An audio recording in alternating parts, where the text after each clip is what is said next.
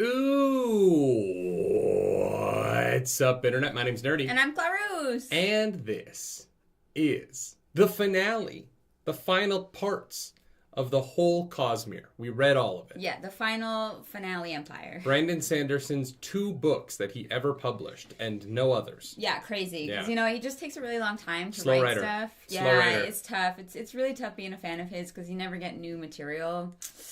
You know, I know George R. R. Martin is grateful for Brandon Sanderson's existence because there's someone who writes slower than he does. Oh, wow, rude. What's up, chat? How's everybody doing? Welcome to Book Club. We finished The Well of Ascension. Honestly, because this is Brandon Sanderson's final book, it's sort of a weird place to leave off. Yeah, super weird. Wow, what a cliffhanger. Maybe he was hoping Robert Jordan would write the end of the series and explain, That would be really weird. He was like, maybe if I just leave a crazy cliffhanger, it'll bring Robert Jordan back to life. You know what? If anything could. How you feeling about today? What? About today? What's today? Book club. Oh. Yeah. The same way I feel every week. Good? Gonna take over the world. No, that's what we do every night. Oh, sorry. Yeah, this is daytime. I only have seen the show like twice. We only take over the world at night. Oh, sorry. Pinky. Okay, my bad. Which one of us is Pinky and which one of us is Brain? Neither. I know what the right answer is to that question, but you don't want to hear what the right answer is to that question. Trust me, I know what the answer is to the question. I am well aware. Because you are most definitely not Brain. No, God, no. Like, there's absolutely no way. Febu, I'm sorry, but you're wrong. If there is one team up in our couple... No, sorry, that's not the right word. If there is one dynamic in our couple that is one of us has ADHD and the other gets exasperated by it... Don't know what you're talking about. Yesterday... Can't relate. What were we recording yesterday? And I was talking, and in the middle of me talking, you just started unplugging things out of the computer. Well, because... inexplicably, to accomplish nothing, you just started unplugging. That's not true. I wanted to make sure that I remembered to plug in the headphones. That's not that weird. We were having a conversation, and you were like, Yeah, I was absolutely listening. That is how I listen. No. That is my love language. No, it definitely is not how you listen. I know a lot of you are like, where the heck is Nerdy? It's fine. He shaved. Yeah, I am Tom Selleck, and I will be replacing Nerdy on this television program for the foreseeable future until I find out if I can shave. You know what? Tom Selleck does a lot of charity work. Sure. Yeah, we're a charity. Yeah, 501c3. Give us money. We're a charity. No, That's that was charity works. For legal reasons. We are not a 501c3, and I am not trying to pretend that we are. Super chat. Quebecskin, thank you for that super chat. At work, so we'll catch up later. Just want to wish everyone sunshine and raisins. And raisins. I forgot about that. That's good. That's good pull. Good pull. Quebecskin, thank you for that. Wow. Appreciate it. Well, you know what? You can't have raisins without sunshine, so... Yeah, there you go. See? It all made sense. That's yeah. What? Come on. That was very funny. No, it is very funny. I just hate when my brain short circuits while I'm live on the internet. We're always live on the internet. Y'all, this podcast today is brought to you by MistyMountainGaming.com. Never heard of them. Never heard? What? You've never heard of MistyMountainGaming.com? They pioneered the e-commerce market. That's a Dragonlance joke. You can't cross the streams. I can cross the streams when we're because shilling you should watch for corporations. You can't cross the streams. I do what I want. That's why Misty Mountain Gaming will drop us one day. No, MistyMountainGaming.com is the best place on the internet to buy dice and the D&D accoutrement, the TTRP. I'm trying to think of where this starts with T related to TTRPGs, and I cannot do it. They make stuff, and you buy stuff. So buy their stuff because it's good stuff. Good stuff. Yeah. We like good stuff. High quality dice. You want dice made of real bones? You can get bone dice. You want dice that have little eyeballs in them? You can be the bone daddy. I cannot believe that Disney calls Jack Skellington the Bone Daddy. It's a wonderful fact. Thank you for that, Febu. Yeah. Just so you know, you can actually get a discount. Yeah, that's right. We're not just trying to send you over there. We're also trying to save you some gosh darn hard-earned dollars. Use code nerdynightly15. That's nerdynightly15 at the checkout window. There you go. To get 15% off your order over at MissyMountainGaming.com. Yeah, you got to put in at the end. Yeah. That's the ad. Not at the beginning, not in the middle, the end. Sweet and Savory says I look like Ron Swanson. I wish. You mean Ron Burgundy? I wish that as well. Those are handsome men. AMV fan says I look like Ned Flanders. I think that is the more accurate one. No. Yeah, I think that I do. Your hair's not long enough. I do give Ned Flanders. I've done a Ned Flanders cosplay with this mustache. Yeah. But I think, like, there are lots of other people that you look like before that. I don't know. I get the Ned Flanders thing. I've got, like, a tall head in a way that, like, Ron Swanson is a little bit more of a rounded face. And Will Ferrell. I think that Will Ferrell and I are good comps for each other just because of the height thing. Like, you know, he's also, like, 6'3", I think. Mm-hmm. So I get compared to Will Ferrell a lot, especially when I was doing theater and, like, that was the kind of comedy I did on stage a lot. I played Buddy the Elf in the tour. And so thank you for subscribing, you person. Appreciate it. Yeah. I cannot read that. I'm so sorry. Yeah. I'm Ron Burgundy. Ow now, brown cow. But yeah, no, I had an audition for a show that I would really, really, really love to book, even though it's a very, very, very small part. But it is nerdy, and it's based on a property by an author I love. Mm-hmm. So I'm just kind of like, I auditioned with the mustache. And until I know that I can, I got to keep the mustache. So we will... It's here for a minute. We will all be dealing with this together for a while. Oh, no. A tragedy. I don't know. I kind of like it. I don't like my chin, but I like the mustache. Honestly, the mustache is, like, got good volume to it, you know? It's not, like, scraggly. Right? No. Yeah.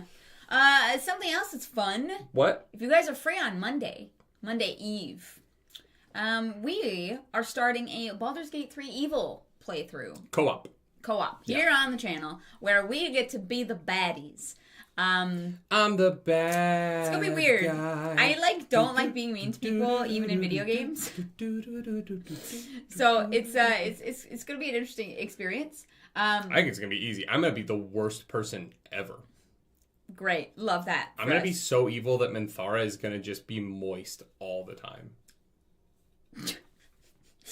She does like evil plans. Philip, I'm going to be playing Dirge because Clarice is playing Dirge in her playthrough, and I don't know anything about the Dirge. Yeah. So, yeah. It's going to be a fun time. Ferdaboon says, Nerdy, can you just grow the beard back and maintain the stash? Then if you get the roll shaved thing, yeah, that's what I'm doing. Like, I'm not going to shave. Honestly, guys, this is going to last like 2 weeks. So. Your hair grows fast.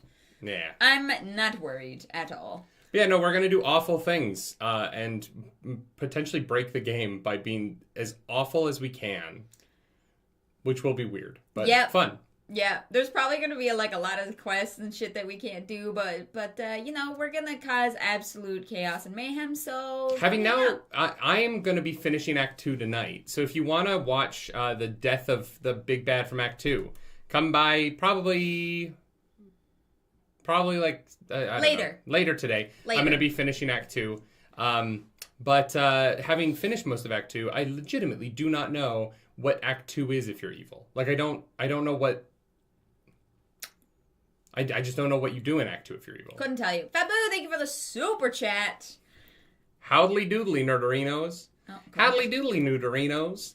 Also still working on that Grimace mod, Clarice. Yeah, Grimace playthrough. Grimace Baldur's Gate playthrough. You're a nightmare. Is there any more housekeeping? I think there is, right? There is. We have one more thing, guys. One more thing. And that, we were talking about Miss Mountain Gaming earlier. .com. nerdynightly 15% off. We're doing a giveaway. What? We're doing a giveaway. On this channel? Yes, on this channel right here. Tomorrow, I'm going to drop the link. Because I didn't set up a bot to do it for me. I can drop the link a lot easier than you can. Great. Oh, really? Because I've already got it. I can paste it right here. Paste it. Got it. See? I beat you to it. Yeah, but I dropped it in all chats. Fair. You know what? That's fair. We're doing a giveaway for a $100 Misty Mountain Gaming gift card. So all you gotta do is like click on the link and do the thingies. It's like very clear, very self-explanatory. We are going to draw the winner at 4 p.m. Eastern tomorrow during Dragonlance. Probably like we're aiming like end of the session, but I'm setting an alarm. 4 p.m. Eastern Standard Time. We are drawing a winner, but you gotta be there to win the gift card. So come and hang out. It might not happen at exactly 4 o'clock. Because there might be a character like dead on the ground. It's true. There might be a TPK tomorrow. And everyone might be dead. If someone is like in the middle of dying, we'll wait a few minutes. So it might be 4:05, but show up at 4. It'll be sometime after 4 o'clock. Yeah. Between 4 and 4:05, we'll be drawing a winner for $100 to MissMountainGaming.com. So go enter. Can you imagine if we're like, Bannon, oh no, you're dying. By the way, everyone, this is an ad. I think it's perfect. All right, shall we talk about the Well of Ascension? After we say a Turbock, thank you for that super chat. Currently sitting in a cabana by the pool near Cancun, watching your stream. Well, that sounds delightful. I love a cabana. I wish it was 29 degrees Celsius here. That would make me happy, but joy is being withheld, and so I will make it myself. I'm getting an error saying too many entries, try again later. Too many entries, try again. Well, I don't know what that means. Cool. I'm happy to hear that the site that we pay for is working so well. Oh. Sorry, that's... Have your sound on, huh? I must have hit it. Well, that's fun. I love that for me. Thank you for the follow, Cedric, the rat catcher. Wow. You nailed it. I was like, Cedric Therakachara. Also, y'all, as a final little thing, we finished Season 5 of The Expanse on the YouTube channel this week. And so today at 6 p.m., we are going to throw up a reaction to the Season 6 trailer before Season 6 Episode 1 goes up on Tuesday. So get hyped. We are going to be watching Season 6 weekly again. On Tuesdays, we're going to be having our episode Expanse reactions. And then on Fridays, in that like Friday Expanse slot, we're going to be having our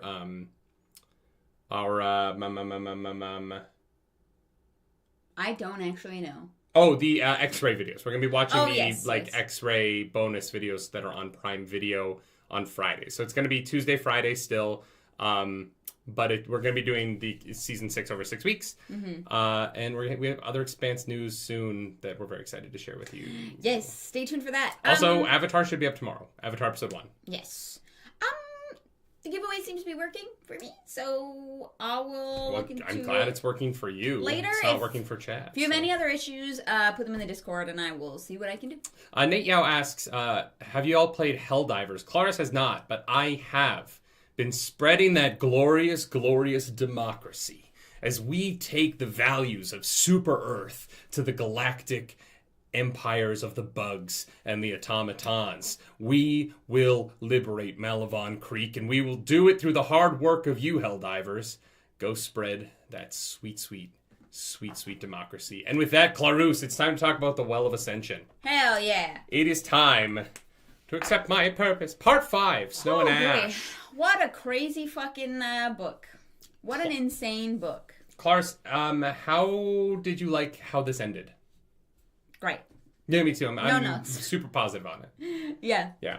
I think that if you watch the audiobook reactions, we put out 4 audiobook reactions because we've been told not to do any audiobook reactions for Hero of Ages, which will be tough because I like listening to the audiobooks now. I've become an audiobook person. Hey, let's go. I have. It's fun. Yeah, but I don't know how it happened, but I think that I weirdly got over a thing in my head about audiobooks. Mm-hmm.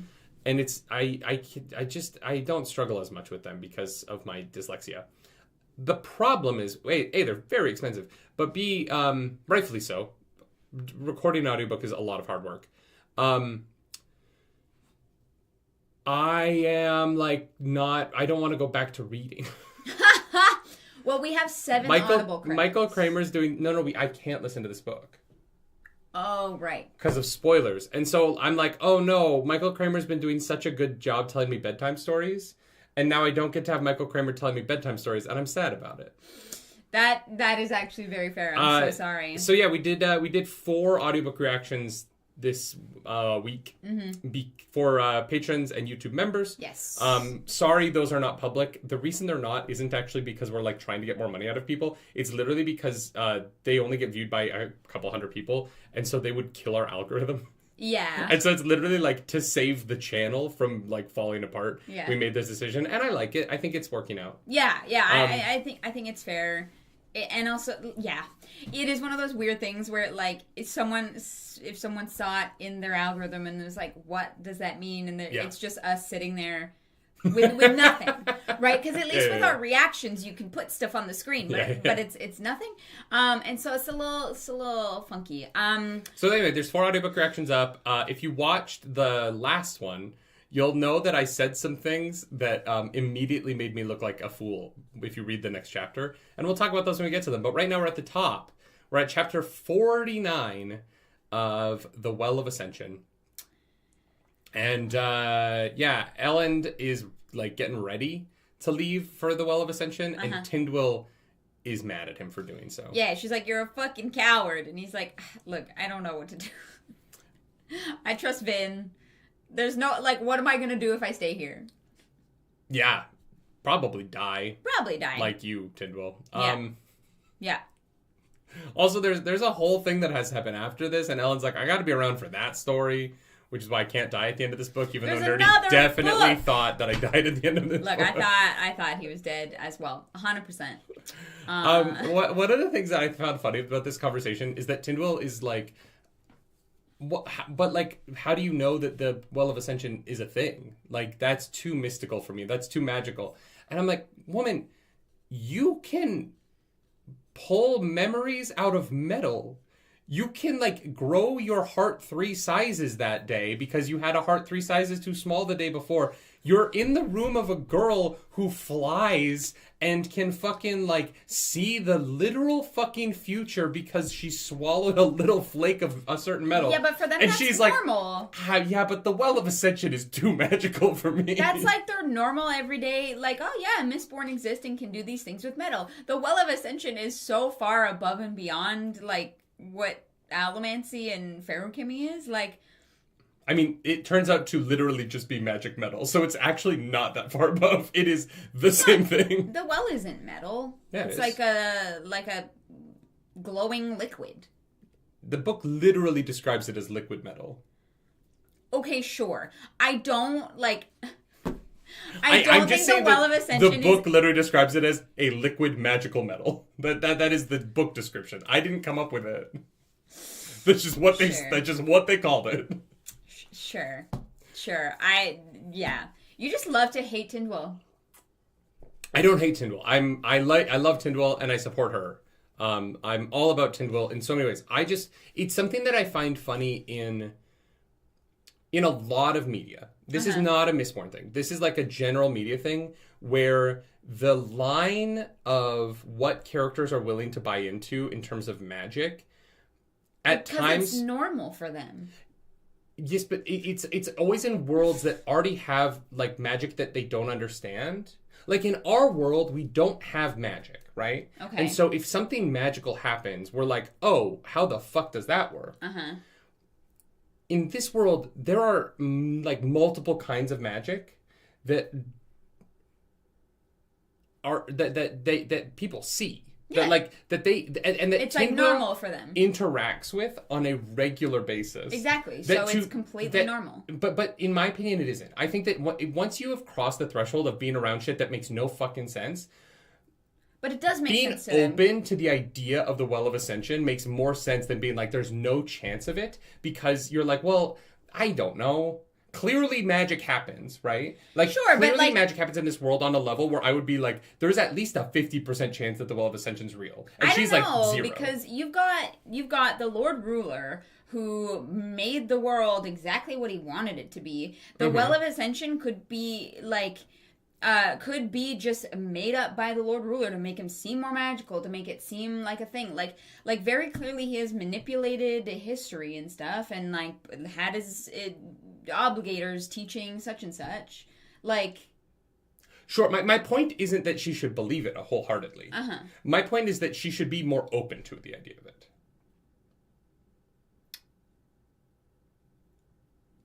I think that in a world where people can do magic, when someone's like, and there's also this magic thing, I think that the being like, well, no, that one's impossible, but these ones I'll buy is always weird to me. And I think that it's done in a lot of different pieces of media where they're like, well, no, but like that magic. Marvel does this where they're like, everyone loves Spider-Man, but people are like uncomfortable with the X-Men because they have superpowers. And I'm like, they're the same thing. Like, I don't understand how you draw a distinction between these two things. But it's like the difference between like, if you lived your whole life with like, like electricity or something like that. That, to some people, seems like fucking magic. If we lived in a world without electricity and we read about it in a book, that would seem like fucking magic. But if Tyndall lived in a world with electricity, and then someone was like, yeah, there's actually a forever lightning storm in the mountains that grants wishes and blows up sometimes, you'd be like, that sounds insane. Like, that doesn't make sense.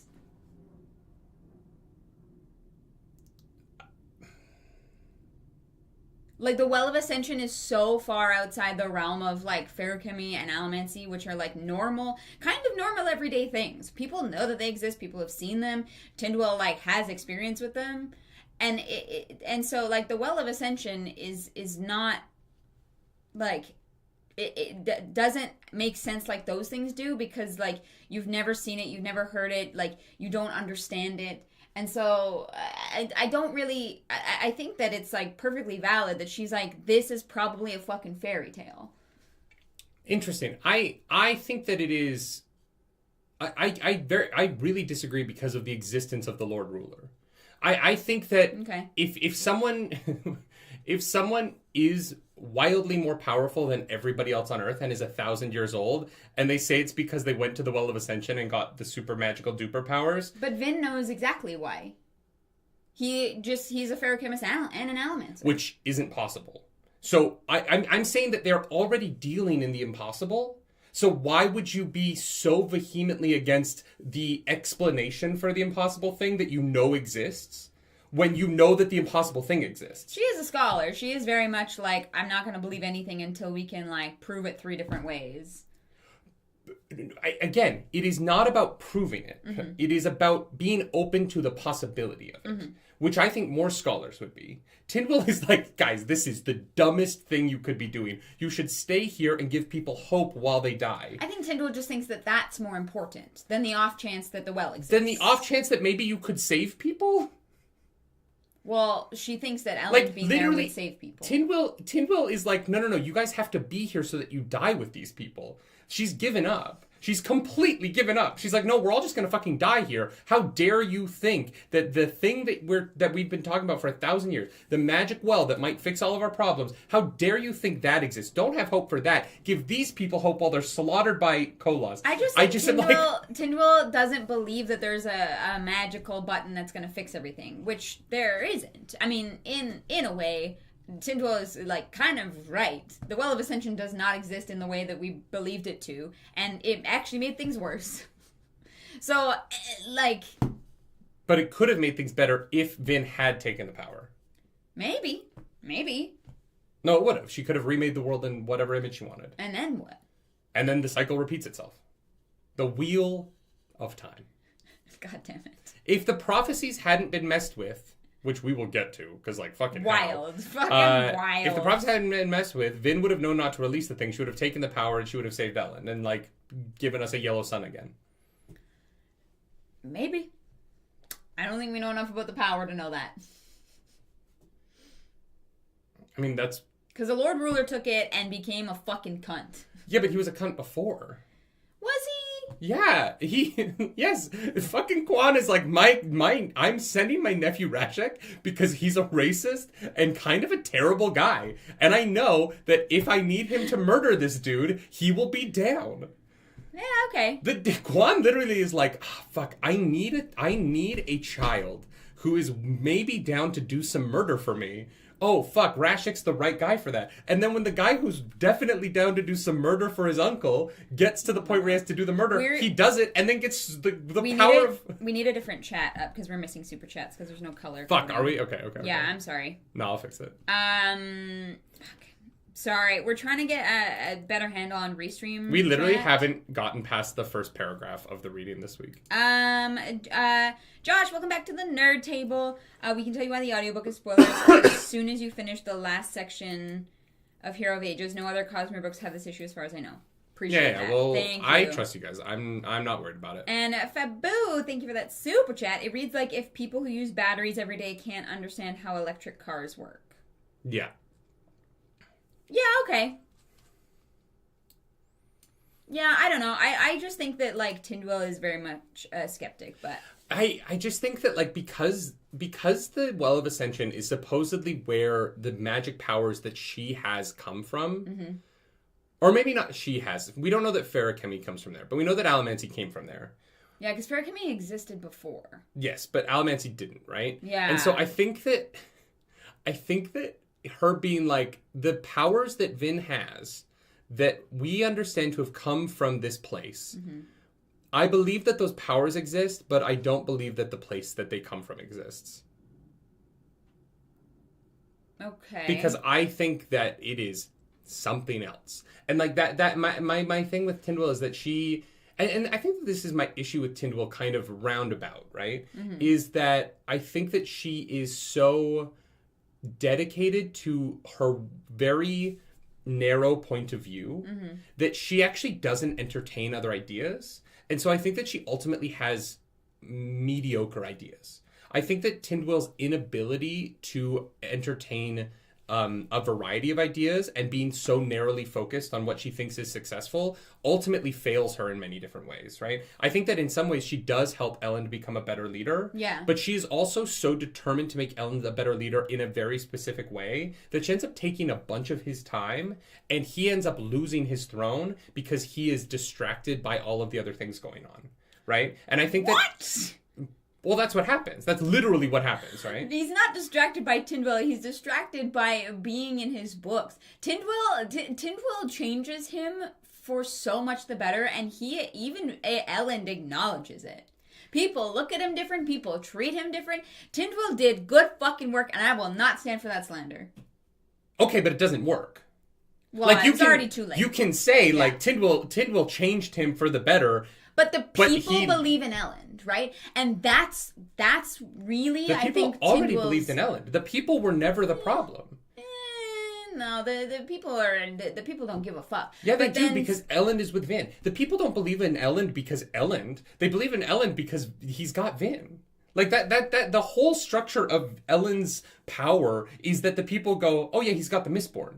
That is the base of his power. And I think at the beginning, but Tyndall is the one who builds Elend up to have his own reputation, and like the people see Elend doing shit for them and being a leader, and I think that makes a world of difference. Scuffandi, thank you for that super chat. It might be the connection to God that she doesn't believe in. Sure, she just thinks it's a waste of time to go try and save people with it, though. Yeah, she thinks that you should try and save the people in front of you by being present as opposed to chasing a dream. Gryback, Mixed Up Bot can show you both chats and can alert you both super chats and Twitch alerts if you need something like that. Mix It Up Bot. Mix It Up Bot. Okay, good to know. Take a picture of that because, the Restream chat bot is, like, not in the face. Arzu, thank you for 5 gifted membos. Arzu, thank you. Appreciate that. We're going to have so much green in this chat. No, I hear what you're saying. I'm pro Tyndall as a character. I don't think that I would like her as a person, right? I don't think she and I would get along because I think that she is unforgiving. And I think the funny thing is that people would say, but you're unforgiving in your opinions of people. And that's true. But she's unforgiving in her vision of the world. And she's had it rough. Yes. No, 100%. And that's why I forgive her all of her sins, right? Yeah. But I do think that in a world of magic, and in a world of, like, we're all about to be killed by Koloss, I found her berating him for trying to do something. I just found it to be very hollow to me. I was like, okay. Really? You know what? You're right, Tyndall. Let's sit here and die. Cool. Thanks for the advice. It's great. You know what I mean? Like, I was reading it and I was like, what do you want him to do? Like, literally just die? No, but be seen dying? Like, I think Tyndall has hope. She does not have hope. Yeah, that's why she like Elend, you should be here. Yes, so they can watch you die with them. She does not think they're going to survive. At no point does Tyndall think that they're going to live. I mean, they did all right. They did not. Vin came back and unlocked a new magic power. Sure. The only reason they survived is because Vin came back and unlocked a new magic power that without it, it would have been so much worse. Uh-huh. They got massacred. And here's the thing. If they had left to go to the Well of Ascension in the north, they never would have made it in time at all. So Tyndall was also right. Like, you're going to just go on a nice little jaunt for a week or two? I guess we'll be dead when you get back. Like... Sure, but I want to say also, Jabroni, thank you. Jabroni, thank you for 5 gifted members. Gifted memberships, we really appreciate that. It is the difference to me of, though, yes, they go north and it isn't there, but they're trying to do something based on the information that they have, and they've been manipulated by God. I don't blame them for being manipulated by God, right? I don't, or whatever power is so powerful that it can rip pieces of paper within treasure chests. No. The mist ripped the paper to try and get attention. The God literally just changed the words that were on the paper. The mist tried to get Caesar's attention by ripping out that one line. By being like, but then why would it steal it? Steal it? What do you mean? Yeah, it's they were stealing that piece of paper. Because the ripped part was gone. It had gone missing. Yeah, because it was false. They were trying to rip it out to get his attention, and then at the end, he has the piece that's ripped again. Yeah, it's given back to him, but it's changed back. Yeah, because the mist can't change it back. But it's like, hey, listen, like. I still don't understand how the mist would be able to get into the chest to do that. It's mist. It's like turning into a gaseous form in D&D, and you can enter closed spaces. Yeah, but it's a closed chest inside. It's mist. I don't fucking know. Like, I think God did it. But I don't know. I think that you could look at it either way. I think that like no matter how you feel about Tyndall, you rock. You did the best that you could. I just feel strongly that I am happy that our characters tried to do things and didn't just wait around for death. Sure. You know, 100%. like, yeah. Tyndall is really good at being like, there's a right way to do things. I don't know what it is, but I'll tell you when you're doing it wrong. And that to me, we all need that person. You don't though. You need the person who will give alternate solutions. It's why Tyndall never really makes it into the crew, is because she doesn't bring any ideas. She just brings up like... Yeah, because she's been held in the room, raped for 30 years. She has no ideas. She's survived. I vehemently disagree with that. Why? You just said she doesn't bring any ideas. She doesn't because she is so dedicated to biography. She is so stuck in her ideas of the past. That doesn't mean that she doesn't have ideas. It's just that her worldview is that like, oh, well, these men did it right, so you need to be like these men, and I disagree with that. She said these men were successful. She's like, I'm going to bring you people who were successful at what you're trying to do. Whether or not they did it right, it doesn't matter. They did it. They did the thing. Look, if I'm gonna base my like leadership off of anything, I might look and study the people who like did it good. You know what I mean? Like they achieved what they tried to achieve. They were respected. They did the thing. I wouldn't. Okay. I think that most of human history has been marred by men who have been very successful by being awful and by treating people poorly and by creating systems that disenfranchise the... okay, but if you're going to study them, the way that we've done it historically is the way that the Lord Ruler did it, and I think that we can come up with a better system. I think so too, but Elend. You have to learn what those things were. You can't go in blind and say, I'm not going to bother looking at what other people did, because then you have problems like Elend getting voted out. And I would say that no matter what, you're kind of going in blind, because we're not really great at keeping history accurate. But sure, but I would rather have some information than none at all. I even if I'm studying these people to see what I don't like about what they did, that is still beneficial to me. Yeah, for sure. Yeah. Sure. I just wouldn't be so doggedly attached to every aspect of it the way that she is. I think that she's just trying to convey the information, and then it is up to Elend to be a good leader and take that information and do what he wills with it. right? Tyndall is the vessel for that information. I do not think that is how she looks at it. I don't think she views it as malleable. And that is my issue with her. So strange. But that's my issue with her. I think that she doesn't view it as, here is the information, do with it what you will, make it your own. I think she looks at it as, here is the information, this is how you have to do it. And that, to me, is why I find her to be... I think that the way in which she convinces Elend to be a leader is concerning to me, because at the end of this book, he does accept the Emperor title. And I think that you... What's he gonna do? Be like, no? Like... No, I think that he does the right thing. Okay. But because of the way that Tyndall looks at leadership, I am a little bit hesitant to say that it is the best way to create what Elend wants to create, which is a new future and not just a return to past norms. Sure, but this book taught Elend that he needs to stabilize things before he can reinvent them. That was kind of the point of the book. Really? I don't feel like that was the point. That's interesting. I don't really feel like that was the point of the book. Mostly because I don't think that they ever... if that was the point of the book, then we'll never get to see that. Well, I think that's why there's so many different eras in this, in the Cosmere, right? That's my guess. Well, the other Cosmere stuff doesn't happen on this planet. Oh, okay. Well, then my understanding of Cosmere is that there are shards, and everything happens in different shards. And so this is a shard of the Cosmere. There's a multiverse. Yes, kind of, but they're shards. Okay. There's a shardiverse, or a shartiverse, where Shadowheart is. A shartiverse. But, with how the book ends with, we have to go basically fight God, I don't think that the next book is going to be and then we stabilized Luthadel. They're going to be wow, people are getting murdered every night. What the fuck do we do? God damn. Yeah. Oh, no. Oh, No. I think that this book just, implies bigger things, for sure. Mm-hmm. Yeah. Yeah, well, Elend and Vin fuck off. They're friends. Anyway, that was the first paragraph of the reading this week. Yeah, their friends lie to them, and they're like, all right, thank you for that map, Sazed. Wow, very useful. We're going to go find the well. Let's go do it. They're also going to go take a package to the Terrace people. Yeah, they've been doing some research. Mm-hmm. They've been collecting some stuff. Very important knowledge. Time to pass that on. Yeah, they wrote a book. Mm-hmm. I'm sure it's not dry at all, knowing those two. I'm sure it has a lot of emotion in it. Alrian leaves with them. But Sazed's next book, oh my god, it's gonna be a page turner. It's gonna be a weep inducer. It's gonna be The Fault in Our Stars. Honestly, yeah, that checks out.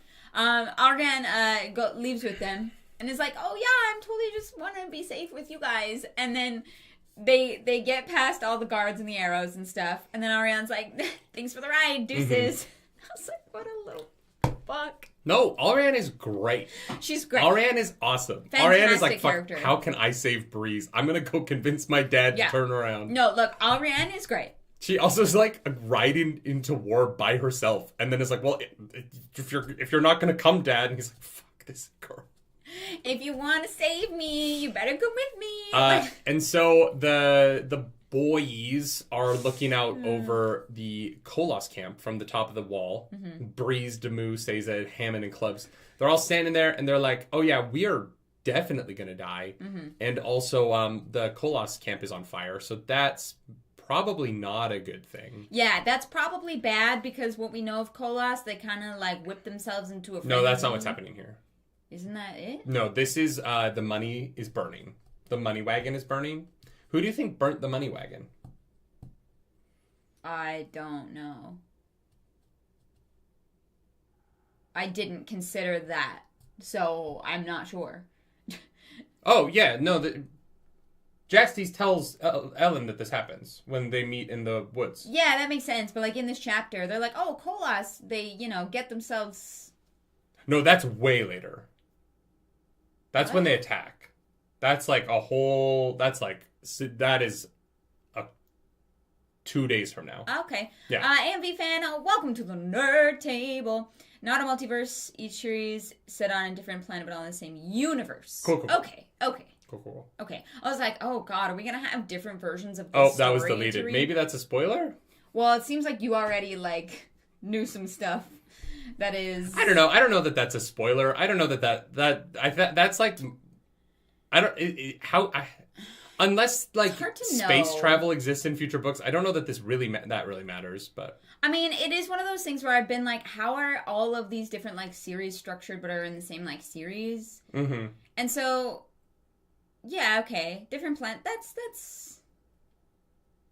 I don't know. Oh, yeah, people are like, no, that's spoilers.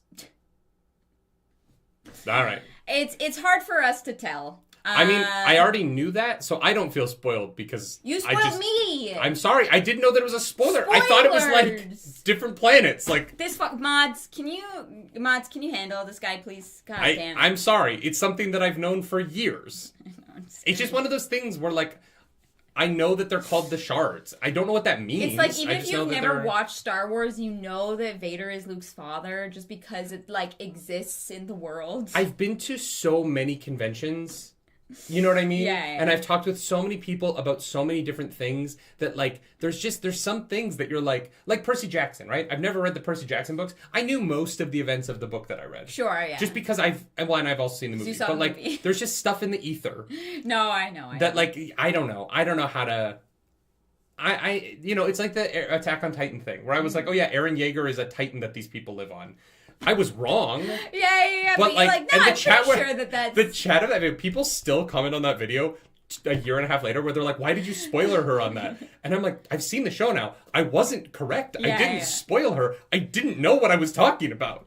I just had a vague like, this is the weird idea that I have from the information that I have, like, heard second, third, fourth hand, you know? There are some movies, too, where, like, I've watched them and been like, oh, yeah, I've seen that movie. And then I watch them and I'm like, I've never seen this. Yeah. But I knew that all of this was going to happen somehow. Yeah. I know that feeling. And you're like, is this what deja vu feels like? Yeah.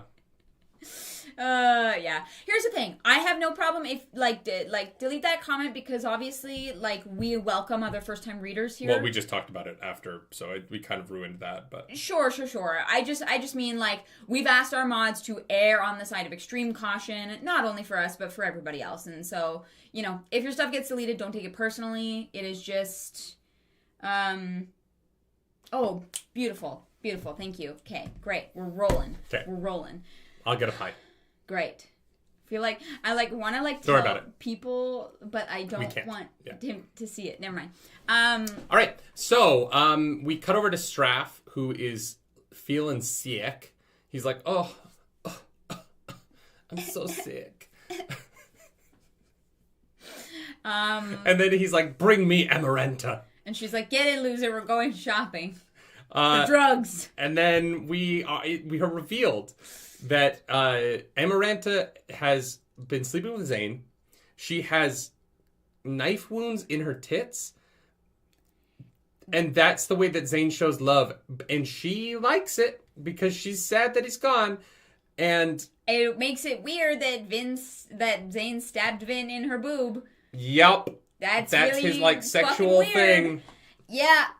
Even if the voice in Zane's head is like God, he's still a fucking psychopath. 1,000% a psychopath. Yeah.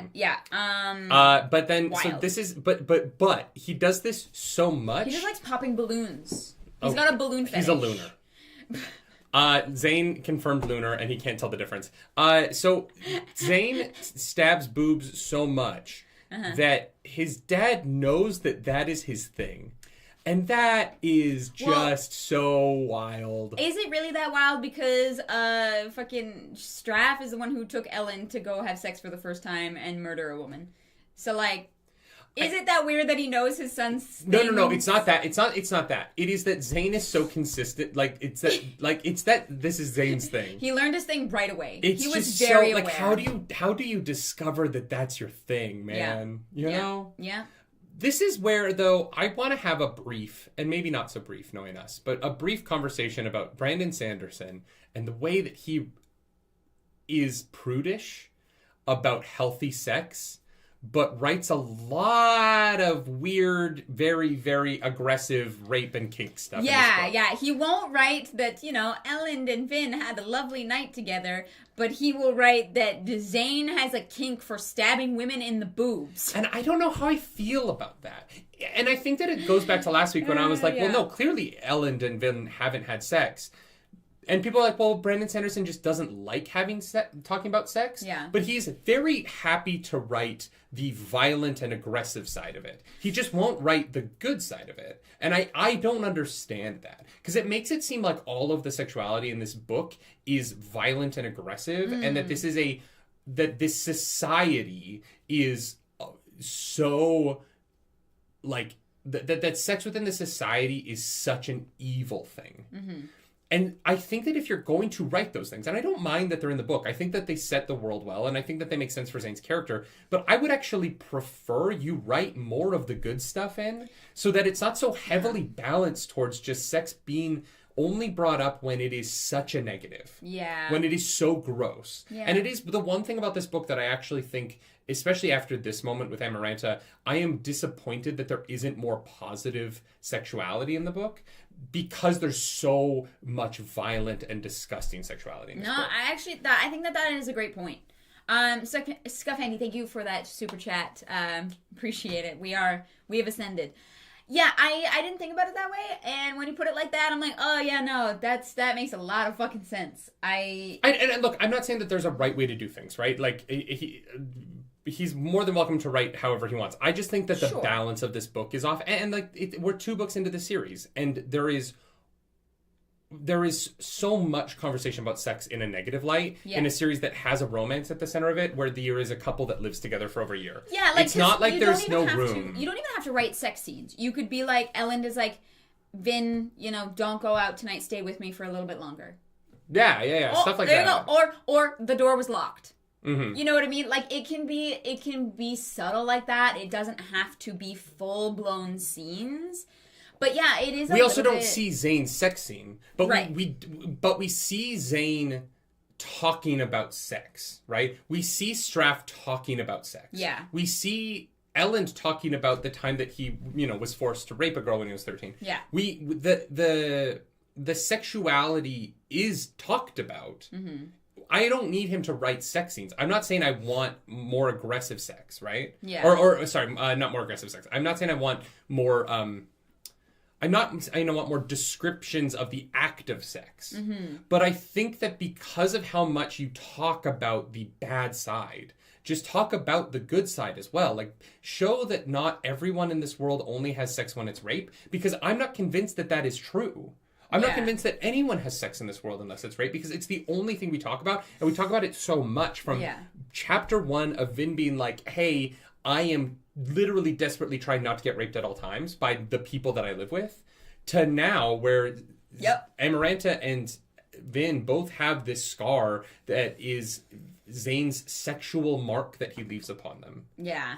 Right? And like, you've literally scarred the female lead of your series in a sexual way, but you're not willing to talk about her healthy sex life that she has with the man that she loves. Yeah. And I think that is a weird line. Yeah, I know. I think that's absolutely valid.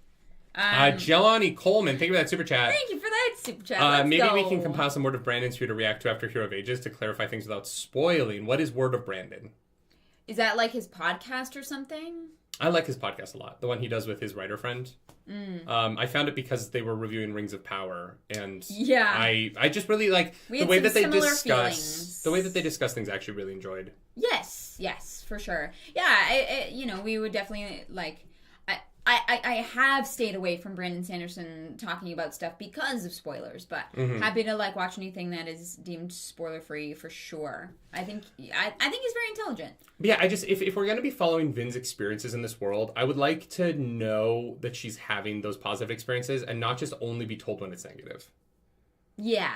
And it's like, well, you guys can assume that she's also having good sex, and I'm okay, I agree. I can't assume that, but you're telling me that she's having bad sexual experiences with men. Yeah. No, I think that's absolutely valid. And that will vary. But I think that, I just think people are like, oh, there's no sex in this book. I'm like, no, there's a lot of sex. It's just all fucking evil. Yeah. I would love One thing I would have loved in this book is, because Straff speaks so negatively about the female body, to have Elend, to have some, when we're in Elend's POV, some time where he is very complimentary about Vince. We never really see him compliment her. That's not true. He literally is like, your eyes are beautiful. Before she goes to the well. That's not... What? That's so high school. Like... He's never, like, They've been having sex for a year. They have been fucking for a year. And we have never once had Elend be like, the way she moves her body, like, just anything. What? He talks about how graceful she is all the time. Non-sexually. Yeah. None of it is sexual. Their relationship is so prudish in the way that he discusses her. Yeah. But then you cut to his dad being like, fucking women get ugly when they're 28. And I'm like, just balance. Sure, yeah. Anyway, that's my feeling. I hear you. So Amaranta reveals that she's actually been the one poisoning him and that Zane was just fucking with him the whole time. Yeah. And I don't want to say that I like Zane more because Zane is the worst, but fuck do I think it's hilarious to have your, like, dad's mistress start fucking you. Yeah. And then her be like, oh, also, I want to, like, regularly poison your dad. Can you pretend it's you so that I can get away with it? And being like, yeah... Sure, that's a thing. That's a good use of my time. Make him addicted to this drug. It's gonna be really fun. Just watch. And it's wow, it's Christian rapper. I hope that's a joke. Jesus Christ. Oh God. Oh my God. No, Christian rapper's been here forever. I'm sure that's a joke. Look, if that was a new person, I'd be like, look, we can't have any pedophiles in the show. But if you're lucky you've been here for years, because if you were new, I would have banned you immediately. Nah, Christian rapper's green. Green means go. Well, his dad isn't wrong. Oh my God. Oh my God. I literally read it and then I went to the name immediately because I was like, either it's Fabu. Yeah. Or. Oh my God. Oh my God. Wow. Decided to join the stream at the wrong time. What's up, Blue? Hey, Blue. Good to see ya. I'm just going to drop that link in the chat again as a reminder to join the giveaway for $100 MissMountainGaming.com, which will be drawn at 4 p.m. Eastern Standard Time tomorrow. Be there or miss out. Oh, sweet and savory. I know greens can be gifted. That's why I went to the name. That's why I checked the name. Nah, we're just, it's fine. It's fine. It's just funny. Wait a second. You're over 28. Yeah. So are you. I see it now. Yeah. So are you. No, you can't see it. That's what the Botox is for. Oh, we're admitting that publicly? I don't care. Like. All right. My face isn't frozen. That's what matters. Yeah. Well, you do so minimal. I literally go in and give me the least amount possible. Mm-hmm. It's great. I love it for me. I have Botox done as well. In my nipples. Your nipples just move a lot. They're getting wrinkly, you know? They flap. Yeah. When I don't wear a shirt and I jump up and down, you can hear them clapping. Oh my God, I thought that was your ass cheeks. That's a really weird noise for nipples clapping. Zane's gonna stab you in the boob. Watch out. And so, before finding out what he has been forced to be addicted to, he kills Amaranta for cheating on him with Zane. I don't know. It's a really fucked up family dynamic. I definitely thought it was for poisoning him, but it could be that she was sleeping with Zane, maybe. Yeah. So Jim, welcome back to the Nerd Table. When you say that the negativity is balanced through consequence, I definitely think that there are consequences for the villains for doing terrible things. The book is not lacking in that.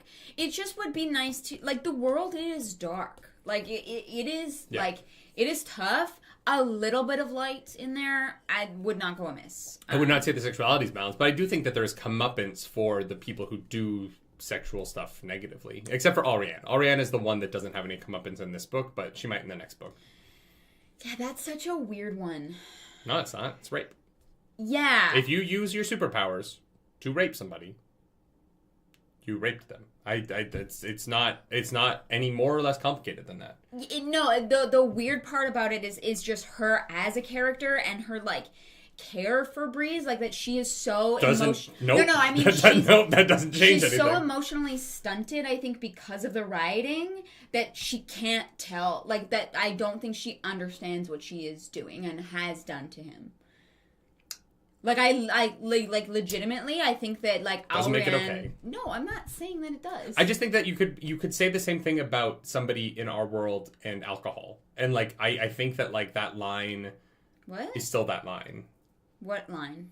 That you have emotionally stunted people who care about their partner, but, like, push them to drink so that they can take advantage of them. I'm not excusing it in any way. I'm just saying that she as a character is more complicated than just this prissy girl who's like, I want to fuck that guy. Like, you know what I mean? Like Brandon Sanderson writes people that are not just, like, flat, like, two-dimensional, like, evil. Mm-hmm. Like, there is, like, a human being behind Straff them. is... Well, yeah, Straff is pretty fucked up. Yeah, Straff is just... Ariane is complicated. Yeah. But her actions are still objectively wrong. Yeah, absolutely. Yeah. It's gonna be weird. Because I'm like, is Breeze ever gonna know? I wish Vin would tell him. And Ernest Hill, thanks for that super chat. Wow, thank you so much. Elend being prudish and not thinking on or focusing on sexual thoughts makes sense if every experience he has is negative. One good experience doesn't negate his trauma. Sure, but... They've been fucking for a year! Yeah, apparently. But we don't... For a year! Do you know how much sex you can have in a year? So much! That's a lot of sex. Especially when one of you has literal magic stamina. Well, yeah. But if Elend's done, there's only so much you can do about that. I think it's more that, like, sure, even if Elend is not, like, thinking these things, having, like, implications that it is happening in a positive way would be nice to balance out the, like, evils of, like, the other sexual experiences in this world. Yeah. For sure. Yeah. Yeah, but thank you for that super duper chat. Yeah, Ariane goes sees her dad. And is like, hey, let's take the army back. Yeah. And he's like, no, fuck you. Set has, like, no empathy in his body. But I don't know. Here's the thing. I think that Set, and this is a weird thing that I feel now given the state of the world, in that we are careful about what we get involved in online now. Uh-huh. And part of the reason why we're more careful about what we get involved in online is because, unlike a year or two ago, right? Mm-hmm. We have employees, and I oftentimes, in engaging in what I want to be a part of online and, like, how spicy I want to be around certain things, uh-huh. and, like, the dangers of, like, losing our audience, I now am a little bit more muted sometimes about certain things online. Not because I care about my own reputation, but because I have to maintain this company's reputation so that we get the same views, the same money, and so that I can pay my employees, right? Mm-hmm. And I think that Set is in a position of... It isn't as simple as being purely selfish, right? I think that once you have people who are relying on you for their income, it drastically changes your mindset about especially because they can't turn around. We know that their home is fucked. It's taken over. Like, they're there because they kind of have no other option. And so, I don't know. I think that it's something that I've found really interesting in online conversations right now of, like, well, why isn't this person who is at the head of this company not talking more about this issue that is controversial? And I'm like, well, it isn't always about their personal opinions once you have people who rely on you, because if you burn it all to the ground, the people who are often most hurt by that aren't the people at the top, but the people at the top are the people who are in control of the pipeline, right? Sure. And it really does, like, even since, like, we have like 2 people that we have like 5 people that we pay regularly now. Sure, yeah. Between Dragonlance and between our editor and between our social media person. And I actively consider those 5 people in more of our decisions than myself. Mm-hmm. It is more important to me that those people get paid than it is that we're making money, right? And so for me, like, it really does kind of become, it drastically has changed the way that I view the world. And it drastically has changed the way that I view people that I previously would have been far more critical of. Because I understand how they're trying to take care of people. Yeah, and I think also, like, if, like, bringing it to real world stuff, like, there's a lot of issues are extremely complicated. Yeah.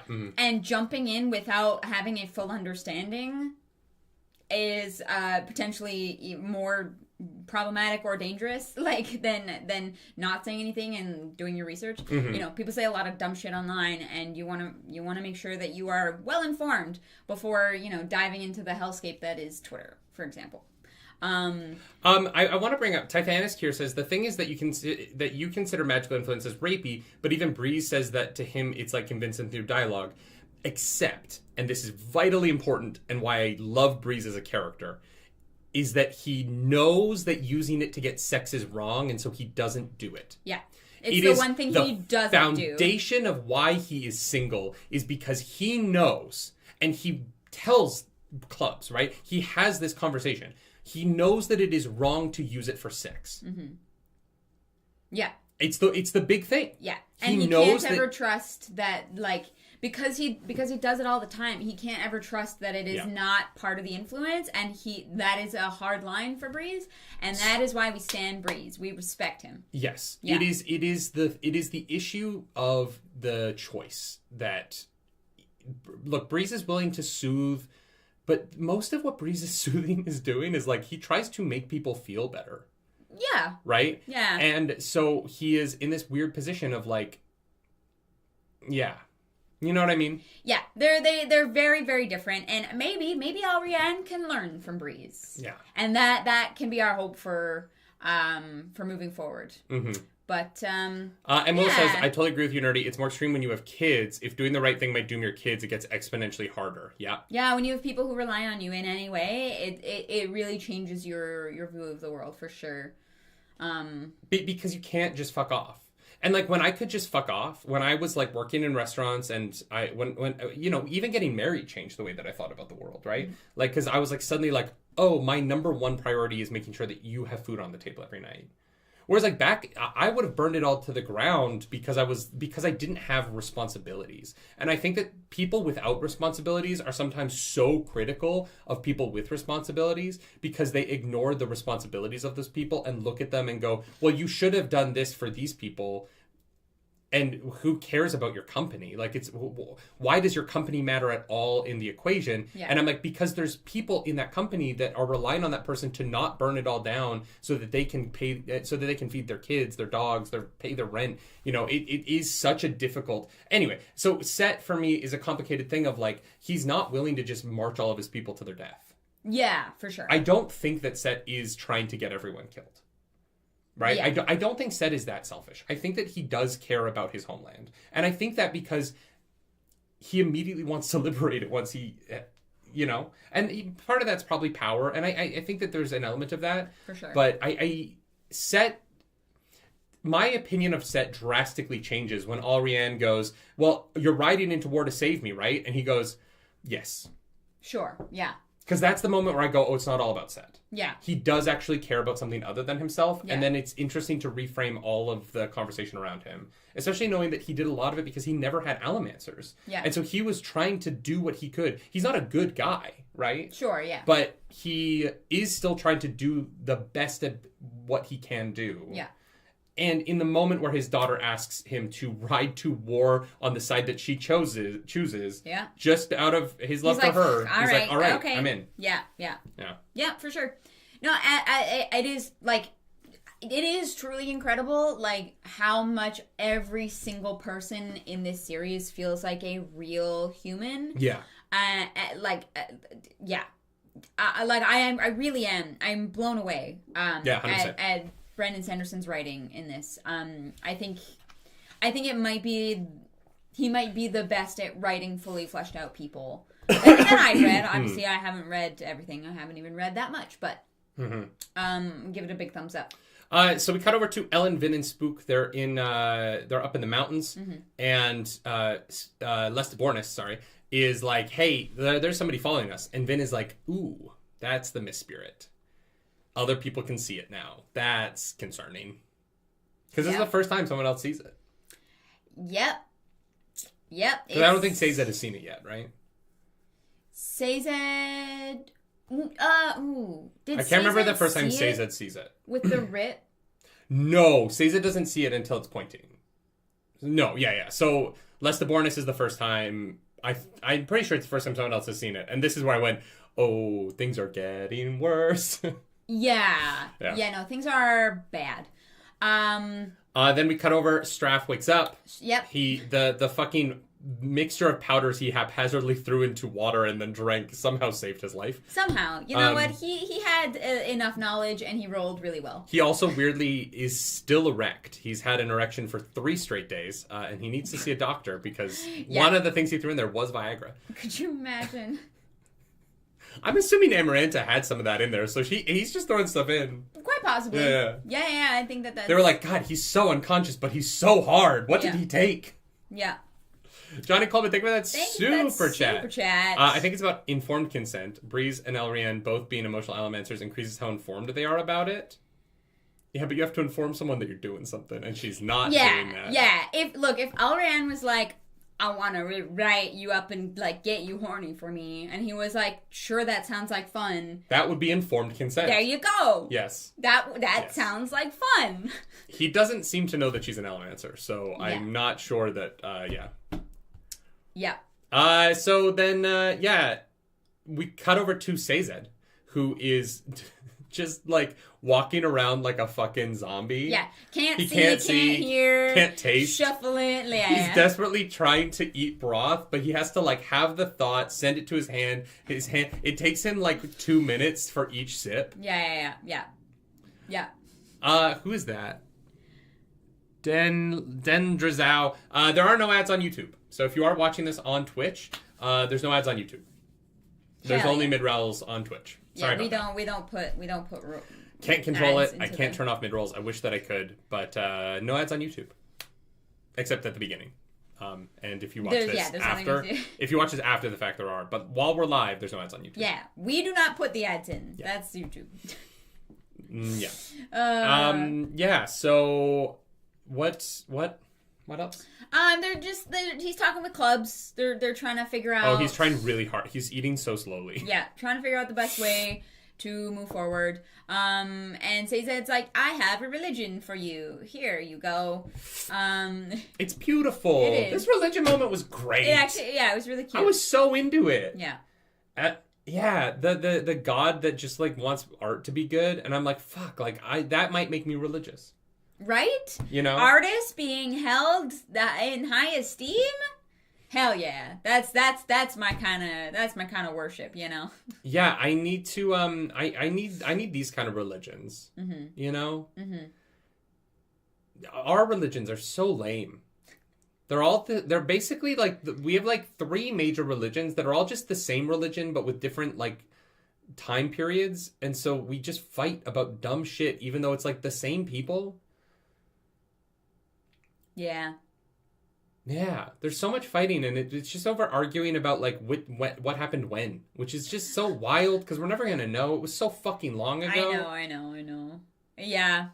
It is honestly tragic. It is, yeah. How much energy we waste on shit that doesn't matter. Well, and like, fantasy religions are always like, we have this beautiful religion where, like, we believe that we can become closer to God through art. And we're like, we've got Muslims, Christians, and Jews. They all believe basically the same books. They've just been translated differently. So we have, like, wildly different views now. Yeah. But they come from the same place at the same time, from the same mouths.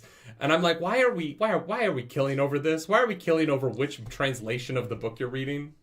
It literally drives me fucking crazy. It's not something I will ever understand. I know there are other religions in the world. I'm not, but, like, those 3 are the most prevalent, and they're the same thing. Yeah. Titanisk, I know there are other religions, but the other ones don't kill nearly as many people. If we're gonna name them all, we're gonna be here forever. We don't kill nearly as many people. I hate to tell you this, Christians. I know that you think that you're all love. No religion has killed more people than Christianity. Just historically.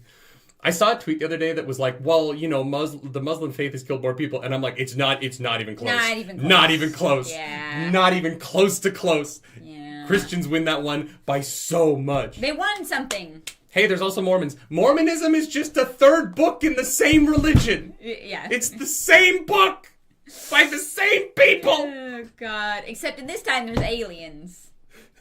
Except he looked through the magic stones and read the magic tablet behind the magic wall.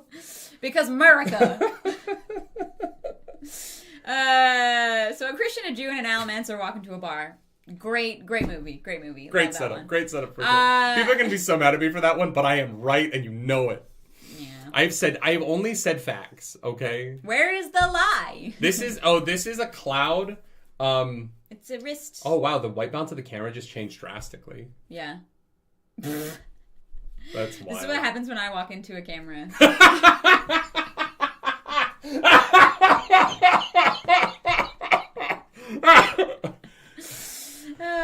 Oh. You're welcome. Oh, God. Oh, my God. Look, I have no problem with you believing whatever the fuck you want to believe. Just don't kill people for it. Yeah.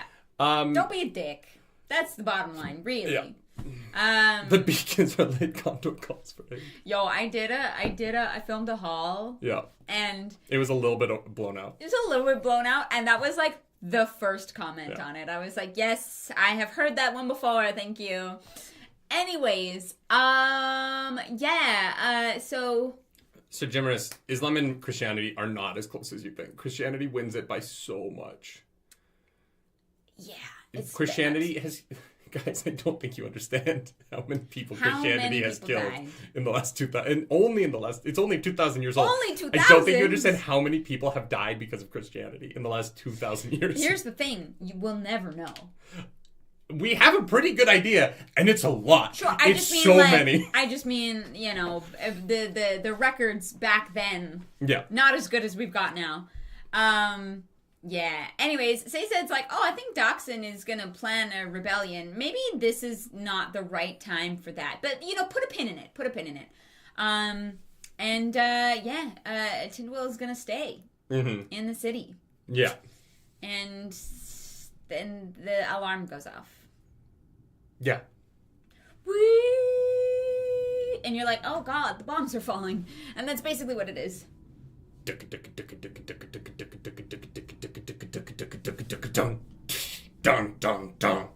we're fighting. We're fighting about it.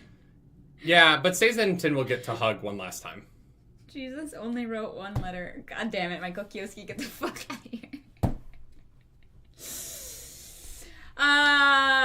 Anyways, Vin looks at the tent and sees the mist spirit. And he's like, ooh. And she's like, yeah, God. She tries to, like, kill it. And it's smoke, so it doesn't work. Yeah. Doesn't work. Elend is like, what are you doing? I'm so sleepy. What are you doing? And she's like, shut up, go back to bed. Yeah. She's like, let him sleep. She's like, what? She's like, no, just go back to bed. Let him sleep. Yeah, and then we get some really interesting Lestebornis stuff here, where he is like lamenting not being able to do more with Allomancy. And we get some stuff like, later on useless. Where Lestebornis does not want to go back to the fight. And I think it's interesting. When I think about Tin Eyes, I could understand Tin Eyes breeding, I don't want to call it cowardice, because I think cowardice is too strong a term. No. But I do think that being a Tin Eye would make you less willing to enter conflict. It would definitely make you more cautious. You are hyper aware of violence, but not able to fight. Yeah. And so for Lestebornis, he's like, I don't want to go back. I'm just going to die. Because they all have superpowers that are about combat, and I can just see that they're going to kill me really good. Yep. You know what I mean? Like, his... I can see that they're going to kill me real good. But really, though, like, a pewter arm versus a tin eye... the Tinai can't get away. There's literally nothing a Tinai can do. Yeah. You can't hurt the person. You can't get away from the person. They're faster, stronger, more graceful, and more adept than you are. Yeah, and all you can do is experience them murdering you with heightened senses. Yeah. You know what I mean? Yeah. There's no that benefit to Tinais in combat. Yeah. Because honestly, you burn your tin, suddenly you can hear better. The shout, the noise of a battlefield, the clanging of metal on metal is probably, you can't even really burn tin on the battlefield because the clanging would just drive you fucking crazy. Yeah. Yeah, you would always have a headache.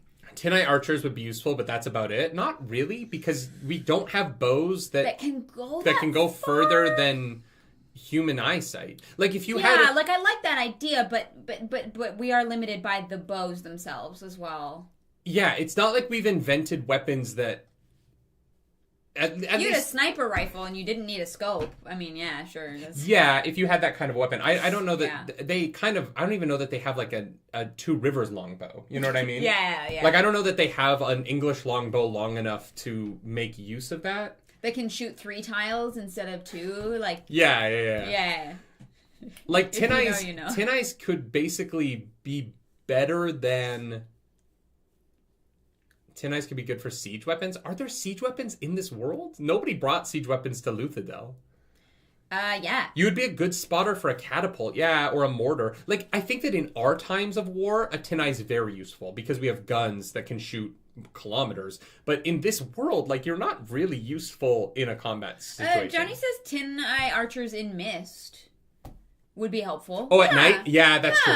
Especially I think that's fair. Which was a wild realization that tin lets you... It doesn't let you see better at night. It lets you see through the mist, which is wild. Yeah, it is strange. I feel like that's got to be important, right? Dynan says, shout out to the roleplay relay. Shout out to the fucking roleplay relay. Let's go. Tomorrow. Let's freaking go.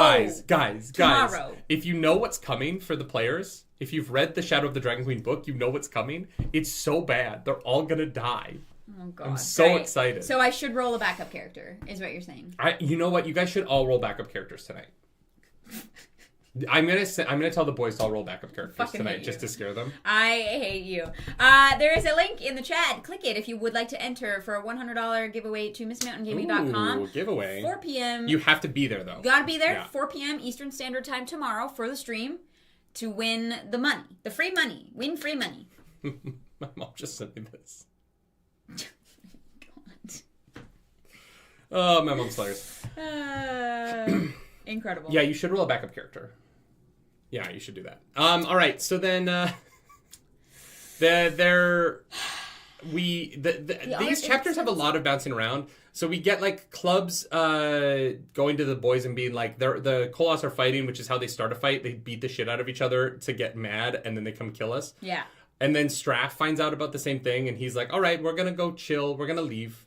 We're going to, like, march away from the city. But then we're going to march back towards the city. But we're not going to... Fuck Straff. And then Sazed is up on the wall, and he's like, we are fucked. Yep. And then Vin goes to attack the people that are chasing them up the mountain. And they find out that it's Jastes Lacal who fled after the money burned. And he could no longer control his Koloss. And then Elend hears this, walks up to him, and goes, whink!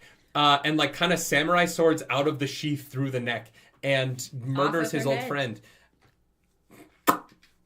So, Elend is a new man, huh? I mean, yeah. He got married and he was like, now I murder.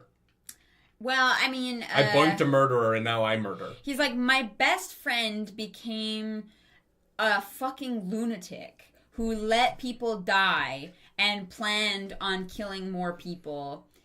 I think that's it for him. Like, he fucked up. Interesting. I think Elend did the wrong thing here. Really? Yeah, if my best friend went home after I started a revolution, watched his entire family murdered in front of him, and then was chased out of his own dominance and did what he could and then fucked up this bad, I don't know that I would kill him. I think that Elend is more responsible for where Jastes ended up than he thinks he is. And I think that this is an act of...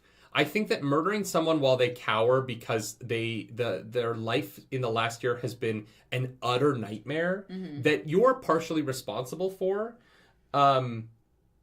Yeah, they definitely... I don't know. I don't think that cutting off his head while he's on his knees on the ground begging is necessarily the best thing to do to someone, because they ended up in a situation that is awful.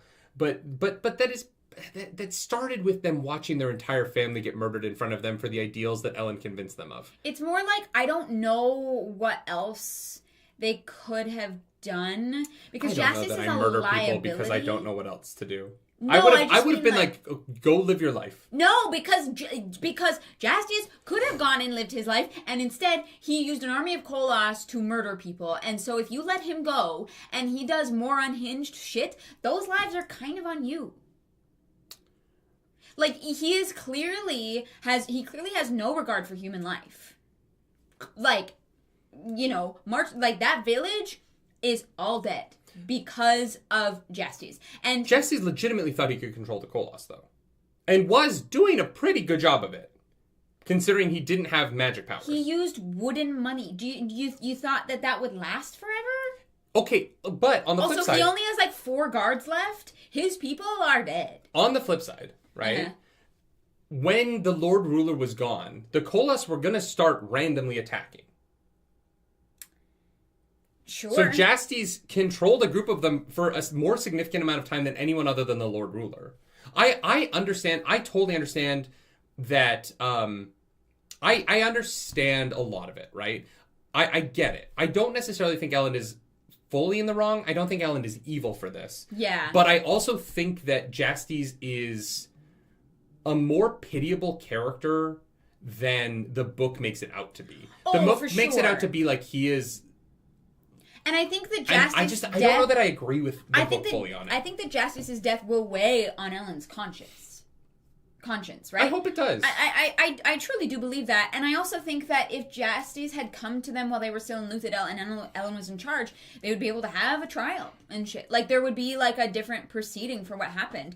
But kind of just seems like Elend is like, fuck else am I supposed to do in this moment? I don't know, man. I'm not saying what he did was right. I think that if I was like, oh, I did a revolution and then I sent my friend home to go, like, spread my teachings. And when he got there, he watched his family murdered, and then he was chased out and, like, can't go home because he will be killed if he goes home. Yeah.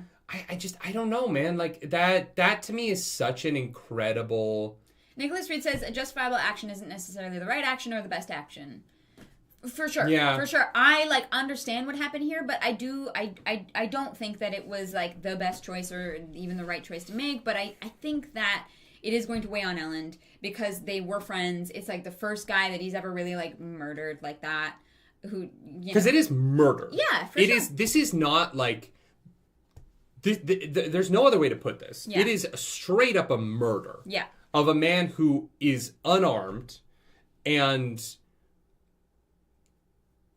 it goes to my concern about what the way in which Tindwyl has changed Elend. Oh, that feels like Vin's influence to me. I don't think so. I think that it is the way in which Tindwyl has convinced Elend he has to behave to be a leader. Interesting. And I think that without Tindwyl, this wouldn't have happened.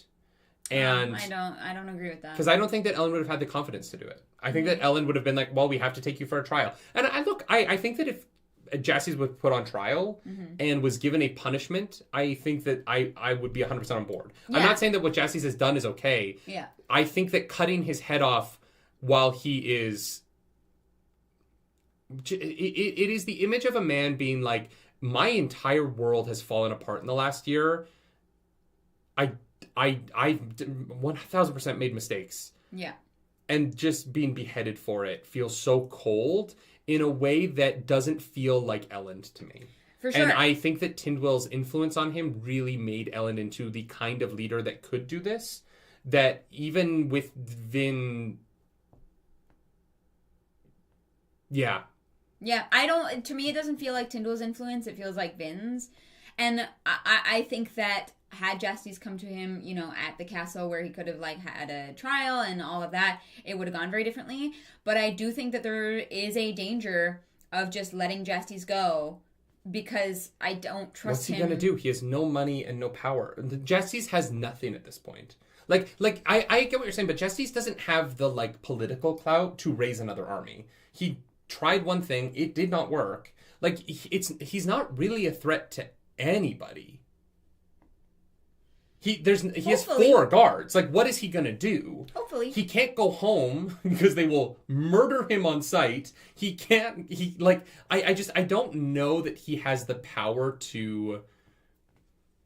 I don't know that he has the power to create more harm. Hopefully, yeah. I mean, now he's not, obviously, but, like, yeah, it is a weird situation. And Will says, I agree. I think this is overcompensation because Elend is looking at Tindwill's teaching and thinking that being too meek just got Luthadel wiped out. I agree with that. I think that a lot of this is Tindwyll. I think that a lot of this is Tindwyll's teaching of Elend. And I think that I don't know that this is right. I understand that he did wrong things. Mm-hmm. I agree with that. Mm-hmm. I don't think beheading him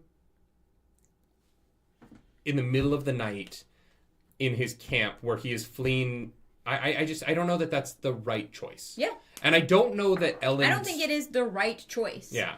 I think that this is, like, a really weird situation that Elend is never going to forget. Yeah. You know?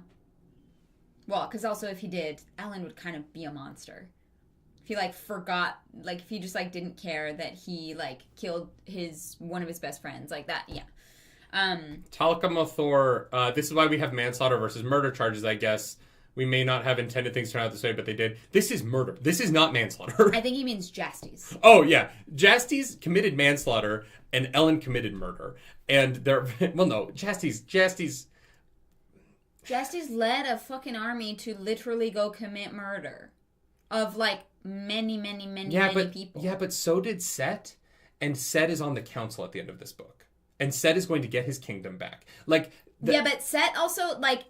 Set is actually in charge of his soldiers. Jastes marched a bunch of creatures that he had very, very thin control of. They murdered entire villages to then go murder another city of people. I don't think that is I don't think that you can draw that distinction. I don't think that one man gets to live because he brought humans and one man dies because he brought Koloss.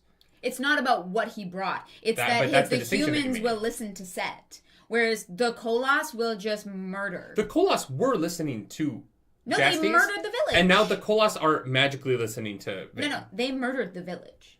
They murdered an entire village of people. I am willing to bet that Set killed at least a town of people marching across the dominance to Luthadel. I mean, you can guess that, but it's not in the book. Sure. I'm just saying that, like... I think that Jastes brought an army and Set brought an army, and the difference is that Vin killed all of Set's people, killed 300 of Set's people, and Set managed to run away after that. Okay, but sure. Set was also planning on besieging Luthadel and killing people. Sure, Set is also a slaver and, like, a terrible person. Like, I know, and Set is on the board of directors at the end of this book. Yeah, because he helped And Jastes got beheaded while kneeling on the ground begging for his life. Set was in the right place at the right time for him to come, and he had Alrian, and they sweeped in it, and they helped. And so, what are they supposed to do? Be like, well, I know you helped us, but before, like... his soldiers are more valuable to them working to help protect Luthadel than they are fucking burning and looting. Tithanus says Elend is an emperor. It's not murder. It's an execution.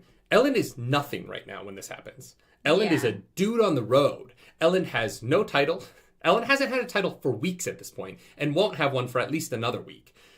Elend is not an emperor. Elend isn't a king. Elend isn't... I think that he is maybe a council member still in Luthadel. I think a nobleman, I guess? He is basically a congressman at this point. That's it. Elend is an emperor. This isn't an execution. He has no authority over anything. Mm-hmm. This isn't him using his, like, elected power or his, like, emperor power. This is him beheading his friend on the side of the road while his friend is on his knees going, I'm sorry I fucked up. That's cold. Yeah. That's cold in a way that, like, I don't know. I understand. Like, he brought the Koloss. It's not good. I'm not saying that what he's done is great. I'm saying that, this isn't a fight. No. Jasty's lost. He's lost everything. You could maybe say it's a mercy killing and that Jasty's life is going to suck from here on out, so it's easier to kill him here than let him live out the rest of his life with his mistakes. Like, maybe it's a kindness, but it's murder. And without any authority behind it. Yeah. Yeah, and Vin made the decision to let Set live in the moment when she went to go murder him. Yeah. Yeah, I don't know. It's just weird. This moment really threw me. I don't dislike it. We're talking about it for a long time, not because it's bad. I think it's great writing. It's because of the, like, ramifications of it that I want to talk. That we're talking about it for a long time. It's a great scene. Yeah, because what does it mean for Elend moving forward? Like, as a person, like I said, he's never going to forget this, right? Chris Tyron says, would you say Straff was murdered? Straff was in an army in the middle of a siege. Yeah. That was currently attacking. They were marching on that. Active battlefield. I think the difference between I woke you up in the middle of the night in your camp as you were fleeing a war with basically no guards, and you are in the middle of a battlefield about to attack a city. Not about to. In the middle of attacking a city are such different situations that no, one is not murder. Like, yeah, Justice woke up in the middle of the night and his best friend walked out of the trees and went, what are you doing here? And he was like, I've ruined everything. I'm so sorry. And then his head was cut off. It's not the same as Straff being like, we're going to fucking murder those people. Let's go, army. And Vin being the other army and killing him. They're not comparable. Yeah. They're just not. Yeah. Yeah, definitely. One is a fight, one isn't. And that's the difference to me. If Elend had but if Elend had beheaded Jastes in the field outside Luthadel while the Koloss were charging, this would not be a thing at all. This wouldn't be the conversation. I'd be like, yeah, Jastes fucking deserved it. It is the middle of the night and he pulled him out of his tent to do this. Yeah. That is where I'm like, it's a strong choice. Yeah, for sure. Yeah, I agree with Philip. If there had been, like, a trial or, like, due process, he definitely would have been guilty. But the fact that you skip that process is going to weigh on Elend's consciousness, for sure. And I don't think the reason why I think it's important is because I don't think pre-Tindwyl, Elend would have... I don't think he would have been strong enough to behead a man. Oh, God. It's stuck. But yeah. Yeah. RSC King says he assassinated the enemy general and acted like it was a judicial execution. 100%, yeah. Yeah. Yeah. Anyways, Vin is like, oh shit, we've been lied to. The Well of Ascension is back in Luthadel. Peace out. Yeah. And goodbye. So she travels backwards. The way that she just I would run 500 miles and I would run 500 more. Just a pewter drag through all the battle till Straff is dead down at my door. Ba-da-da-da-da! Ba-da-da-da-da! Anyways, Breeze is just fucking scarfing down powdered brass. Disgusting. Can you imagine the flavor? No. It would just be like, oh, God. No, I really can't. Yeah. Yeah, no thank you. They're being attacked. The Koloss are on their way. You can't soothe Koloss yet. Can't do it. Club says he's never lost a battle in 20 years, but that's because he was fighting with the Koloss. Yeah. So, yeah. Vin is like, oh shit, I gotta get there fast. Gotta go fast. And so she runs, she uses all of her pewter. Yeah. And then she finds a village, and they give her horseshoes, and they're like, you're her, aren't you? And she's like, I'm nobody, but yeah, I'm also her. But yes, kind of. Give me all your horseshoes, and she makes herself a fucking rainbow road to... By using 3 horseshoes to... This was wild. I like trying to picture this in my head. She was like, basically like running a horseshoe cartwheel ring around herself. Yeah, that was allowing her to kind of like stay in one spot, but like yeah, and it says, you know, it took her some time to figure it out. And she keeps adding more horseshoes to make it more efficient. Yeah. This is one of those things that like when they eventually make this into something, because I'm sure they will. They're adapting everything right now. Yeah. How the fuck do you do this? This scene is gonna look insane. It's just gonna be Vin in the center and like a wheel, like a circle of which I think is what it should be. Sure, yeah. Yeah. Yeah. But yeah, wild. Very fucking cool. Insane. Yeah. Yeah. I also love that they're happy to give up the horseshoes because they're like, we don't really have horses, so like yeah. Whatever.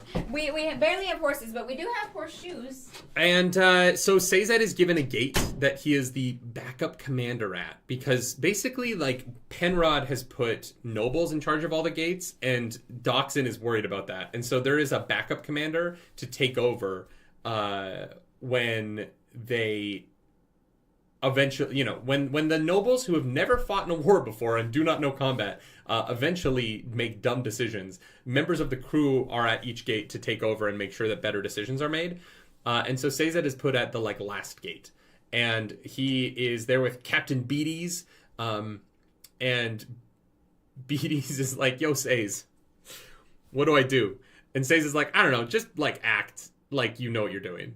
And Beads like, "Cool, I don't, but like this'll be fine." And a bunch of random Ska show up, and they're like, "Sazed, you're the holy first witness." And Sazed is like, what?" And they're like, "Yeah, you were there when Vin did the thing." And they're like, I guess. I guess I am the holy first witness. What a fucking title to have. And as the fight begins, Sazed is watching down, using his magic eyesight to see that all the other gates are kind of like being overwhelmed slowly. And finally, the Colossus break over, and they break through Sazed's gate. And Sazed is like, all right, let's fucking go. And he taps into his pewter mind, and he makes his fist super powerful. He walks up to the biggest, baddest motherfucking Colossus, and he just, boom, one punch man that bullshit. And Sazed is bald. So, like, I just straight up was like, oh, he just becomes Saitama and just one-shots that guy. Love it. Love that for Sazed. This moment fucking rocked. It was very cool. He turns to the others and he's like, let's go. And they start the fight. Pew, pew. Chapter 53. How close are we to... We're almost at part 6, guys. We're doing good. Doing great. If we can get to... Oh my god, it's 1:40. We are not great at time management. It is 12:40. An hour and 40 minutes is what I meant. Oh, I was like, Yeah. So then, chapter 53, Straff and his army are just sitting there, being fucking cowards. Sazed manages to fight, and, like, he makes himself super heavy and recloses his gate by running into the door. Yeah. Is so cool. Yeah, it's fucking great. In other news, Clubs dies. In other news, wow. Clubs is the first to die. We see the Colossus also invade Keep Venture. Doxin dies. Breeze has a full meltdown. Yeah. Straff is like, we'll give them a couple of hours of pillaging before we go murder the Colossus. Let them have their fun. And Alrianne is like, we gotta go do the fight. We gotta go help. And he doesn't want to do that. So they're just sitting there being fucking cowards. Yeah. And Sazed is just fighting. Sazed is doing the damn thing. He's fighting, and he is just fighting and fighting. Fucking Doxin is dead, and fucking Clubs is dead. Yeah, that was rough. This chapter was hard to react to, guys. You guys were like, react to this shit, and I was like, oh, they die. This isn't the fucking Wheel of Time. No, people die. Main die. Characters are at risk. There are stakes. And guess what? Guess who's happy about that? This guy. Linus Vikstrom, thank you for that super chat. Lanús. Sorry for making you sit through this chapter as a reaction, but loved it anyway. No, thank you, Linus. This was a pretty incredible experience. Yeah, thank you. These 3 chapters back to back, I understand why people wanted us to react to them. Oh yeah, I get it. It was a lot to listen to. And if you want like our full thoughts on these chapters, go watch, because we, literally go moment by moment. But, I was surprisingly more attached to Doxin than I thought. His death hit me pretty hard. Yeah. Clubs Clubs felt like the one that made sense to go. Yeah, for sure. You know, his smoking powers have been less useful lately. Like, you know, there's just elements of the character that you're like, oh, yeah, you're preparing for him to go. Yeah. Dachshund, though, I was like, oh, Dachshund's at HQ. He's safe. Nah, Dachshund hurt. Yeah, I mean, they both... Like the sequence of Clubs dying, Breeze losing his mind, and Dachshund dying was... tough. Matthew, welcome back to the nerd table. I don't know what to do with my Chinchilla says, sneaking in while at work. Thank you for that super chat. Thank you so I am much. liking this book more on the reread and enjoying your breakdown. I like this book a lot. Hell yeah, I don't like thank it as much as the you. first one, and we'll talk about why at the end of this. Sure. But it's not really that complicated. I think the first book's just a little bit more focused, and this one spiders out a lot, and sometimes I think is a little bit unfocused. Mm-hmm. But I think that is the way that it comes together at the end. I think it's ultimately a very good book. Absolutely. Yeah, thank you guys for those super chats. Philip says, I'm surprised you didn't also do 55. We did. It's up. We didn't do it at the same time. We had to wait, but it is up if you want to watch it. Yeah, because we did those 3, and then we did 58? No, 50... Yeah, we did 50. 58, yeah. So then Sazed is like, fuck, we're all going to die. This sucks. And then he looks up at the sky, and the sky starts to twinkle. And I was like, what makes the sky twinkle? Metal. And Vin comes down like the avenging angel that she is and sprays metal into the crowd of Kolos. She then uses this mighty Duralumin push on the gate and splinters the gate as a weapon against the Kolos outside. Wild. And the fucking ska that showed up and were like, no, Vin is going to come. She's going to come to this gate because you're here, was fucking right. Yeah. Now, First Holy Witness. I have questions about this. What? Which is that if Sazed isn't at the north gate and Vin is coming from the north, why did she jump over the city to come to this gate to save Sazed? But it doesn't really matter. I thought Terrace was to the north. Yeah. But she's not at North Gate. Which gate is this? Sazed is at Pewter Gate.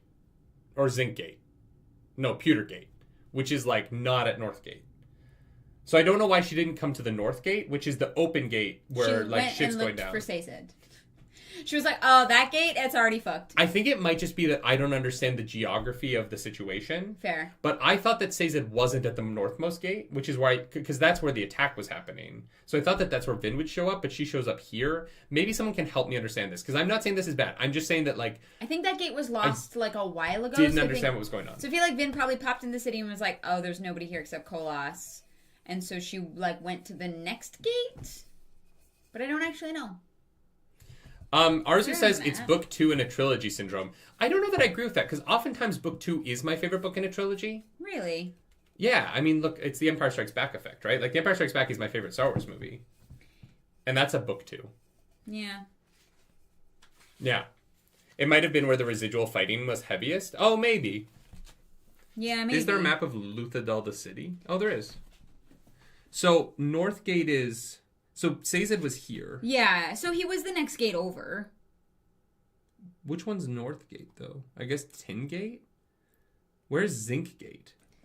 So, this is... Huh. I don't know what Northgate is, actually, looking at this map. Because both of these could be Northgate. Yeah, but that this doesn't one make a lot goes of sense. Straight? No, I don't know. Although it makes sense if she came down this way, because Zinc Gate is where Breeze and Clubs are. I think so. So this must be where they attacked. So actually, no, it does make sense if this is where Sazed is. It's close. It doesn't matter. Yeah. But yeah, so she comes and saves, and it's great. It fucking rocks. Okay, Temple of Doom, Philip, you are correct. Temple of Doom is... Look, when I was younger, that was my favorite Indiana Jones movie. Yeah, but you have weird taste. Sure. You liked Cad Swain for most of those books. Oh my god. Don't fight me on this. Disgusting. Yeah. Vin comes in to save the day. And... Anyway, so yeah, Vin is fucking God. Despite the fact that she's exhausted. I don't know if God's not out yet. And then Breeze, like literally, like, crawls into a hole and is just broken as a man. It's so sad. But the weird thing with Breeze is that the soldiers are like, he was still, like, soothing. Like, he was still, like, doing stuff even when he was not aware. Chad is right. Chronologically, Raiders is the second one. So wait, what? Chronologically, Temple of Doom is technically a prequel. So like, oh, suck on that. Sure. Sure. So Vin is just like pewter burning like fucking crazy, and she passes out almost. Well, she's like, "Oh, I'm not gonna be able to. I'm not gonna be able to do this alone. Like, there's just too many of them." So she is like, "I'm gonna use Duralumin," and she's gonna push on them telepathically because Tensoon, while masquerading as Orsur, told her that the Koloss were her cousins. Yeah, we're like cousins. And so she's like, "Bring," and she Duralumins out her telepathy, and all the Koloss just go, "Hmm?" Yeah. And she's like, "Oh shit, I can control these motherfuckers. I need to go pick them all up. So I'm gonna, everyone tell me where Koloss are." Yeah. So that I can take over their minds. Which I was very confused. Because, like, what's the radius? No, well, yeah, because Duralumin uses all of your metal at one time. So, like, how many different vials is she gonna have to down? She's literally just going around and licking different, like... Well, here's the thing. If you had the tiniest flake, would it still work? Yeah. How much of the metal do you need to have to Duralumin it to make it work to that extent? Oh, I see what you're saying. I don't know. I don't know. But it works. But it works. It doesn't matter. It works. She's able to collect all of the Koloss. Like a little Beanie Baby collector. In the backdrop of this, Sazed and Penrod have a shouting match outside of his castle, while Penrod is like, "There's nothing we can do." And then... I fully thought that Penrod killed himself in this moment. Because he, like, steps off the thing. I literally thought he, like, jumped off the fucking wall. Okay. And I was like, wow, that's You dark. thought that he pulled the, like, Steward of Gondor?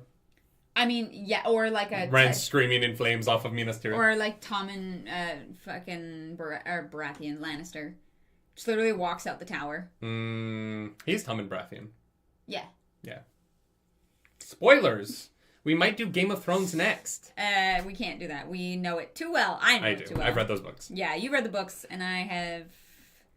So yeah, they have a fighting match, and then Vin shows up and is like, "Don't be fucking dumb." And Penrod's like, "Oh, okay, I'll send out soldiers. I'm sorry, I was dumb." Yeah. And Vin basically just kind of saves the day, and everything's fine because people died, as we find out, because Sazed goes and finds Tindwell's body frozen in ice, and it is the saddest scene in these books. I know. It is the saddest scene. I know. He's like, my whole life has been a sham. And I was holy fuck. Yeah. And then this is where we stopped our audiobook reactions because I had to go stream. Yeah. And I'm kind of glad that we did because I needed a reset before getting into chapter 55. Fair. Totally Sazed finding Tindwell's body was one of the most emotionally devastating scenes I've ever read in any book. And it got me good. I was sad for hours. Yeah. And I'm so glad I went and played Baldur's Gate and had a blast with like people. Yeah. Because I'm sorry that I left you alone. You know what I mean? I was fine, but it was rough. Yeah. This was like perfectly written. Like the establishment of Tindwell in this book, from me being like, "I fuck her," to being like, "Oh my god, I feel so bad for her," to being like, "Oh, I actually think that her and Sazed are really good for each other because Sazed has like the ability to see other people's points of view and Tindwell doesn't, and they like balance each other well." But she's like firm and like in a way that he's not, right? Like I think that they complement each other really well, and I thought they were really cute. And she finally had some joy at the end of her life with this, after so much violence from men, she gets this soft man who's like very kind to her. And then so it just is like the journey we go on with Tindwell in this book. To get to the point where they find... I just was like, fuck. It was tough, yeah.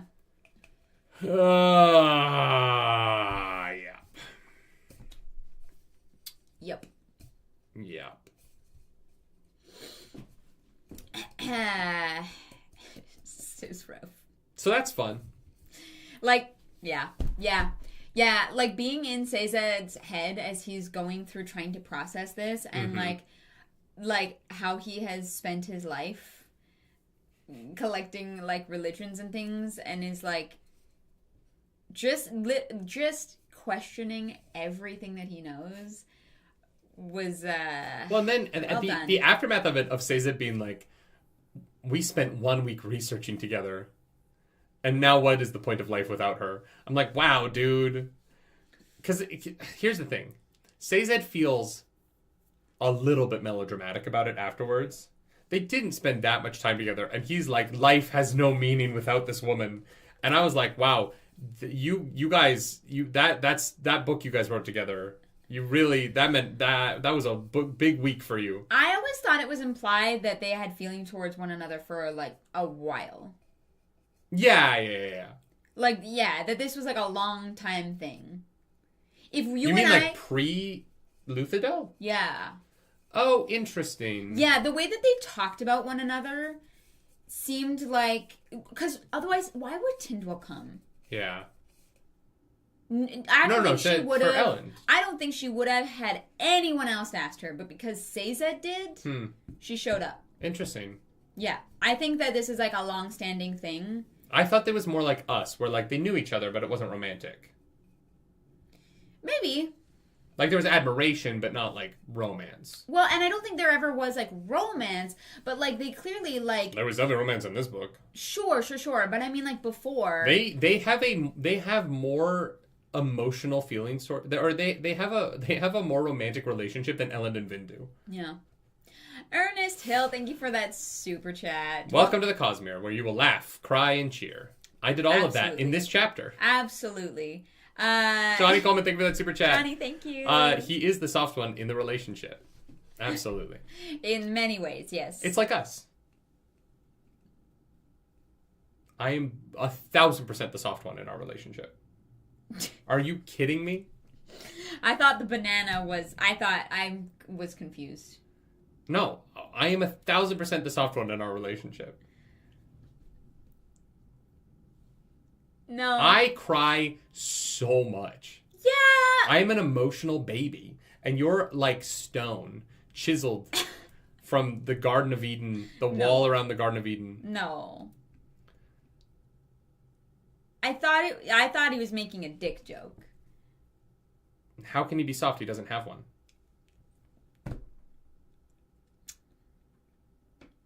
Fair. You know what? Sure. You can't have an unerect, non-existent penis. You can't have both. Is it like a phantom? He's not soft. He's literally dickless. That's not softness. It's non-existence. Oh, I have a penis. I don't struggle to get hard, thank God. You know what? That's fair. Should we talk more about my dick? It's average. It is... You're going to be able to see it really soon on Amazon. So average. That's a good thing. Yeah, everyone is going to see my penis soon. Yeah. I'm excited for you. I don't know how I feel about it. You worked really hard on that film scene. You know what? I'm really proud of the scene. I just am like, I'm so soft in it. And like, people are going to be like, oh wow, he better be a grower. And I'm going to be like, look at my wife. You think, anyway, doesn't matter. I just know, like, the YouTube comments for the rest of my time on the internet. Are gonna be I saw your dick. Every time we post a video, there's going to be a comment about my penis under that video. Because there's going to be somebody who's still salty about Attack on Titan who wants to use it to attack me. Yeah, probably. Like, people are going to make GIFs out of my dick. And that's so strange. Matthew, there was no fluffer on set because this wasn't a porn set. No, so here's the thing. So, basically, in Hollywood, the MPAA, basically the, like, film body that controls, like, media and, like, the ratings of media, the rules are that if you can show a penis, but it has to be soft. Oh, and if it's hard, your rating becomes NC-17. Yeah. And legally, if you are an NC-17 film, you are not allowed to promote publicly your media, right? So, like, no billboards, no ads. You cannot put a commercial on something else. Mm-hmm. You can't, like, put a commercial on a YouTube video for an NC-17 film or a TV show. So, basically, like, the reason why you never see erect penises in any media, except for porn, is because otherwise you literally cannot show that media anywhere. Yeah. And so that's why everyone's always soft. And it's a joke in the industry that when you are doing a scene where you have to show your penis, guys will, like, try and, like, be, like, semi-chubbed so that it's a little bit girthier. It's not, like, fully soft. Anyway. It's a whole science. It's something that like once you're in the industry, you just know this. It's like a thing that men joke about behind closed doors of like trying to be on set, like touching yourself a little bit so that it's a little bit longer than like full softness, but like not making anyone on set feel weird about the fact that you're like trying not to. There's a great joke about when Jason Segel was doing the full nude scene for Forgetting Sarah Marshall. Yeah. Where he was like it was the hardest scene in the film to shoot because I was so nervous about my dick looking too small on camera. And I'm like, dude, I get it. I have literally now been there. But yeah, here's the thing. If I were a dude, I would want it to go away when I don't need it. Oh, I love having a grower. Don't get me wrong. That's just a lot. I'm not mad about it, but on camera I was like, oh, fuck. And I wish I was a shower for that scene. The set was cold. The set was ice cold. You were also like fully naked. So this is fine. It's a little chilly in there. I'm naked the whole scene. Like I enter the room naked. Yeah. You don't get clothes. Anyways, Tyndall is dead. I'm gonna get video of. Oh yeah, right. Tyndall's dead. It's the saddest scene in the books. What is wrong with us? How did we go from that to my penis? Well, because Seiza doesn't have one. Oh my god, what is this show? Why does anybody watch us do this every week? This is insane. All right. Straff wakes up the next morning. I guess he let the Colossus attack all night and was like, that's fine. Yeah, he wanted them to have fun, remember? Whatever. He goes to attack, and the Colossus also go to attack, because Vin is in control of them now. Let's go. Hell yeah. And so the fight starts with Straff being like, oh, maybe I shouldn't be at the front of the army. What's that in the sky? Oh, it's Vin. And he's... It's a bird. It's a plane. Immediately dead. It's a Mistborn.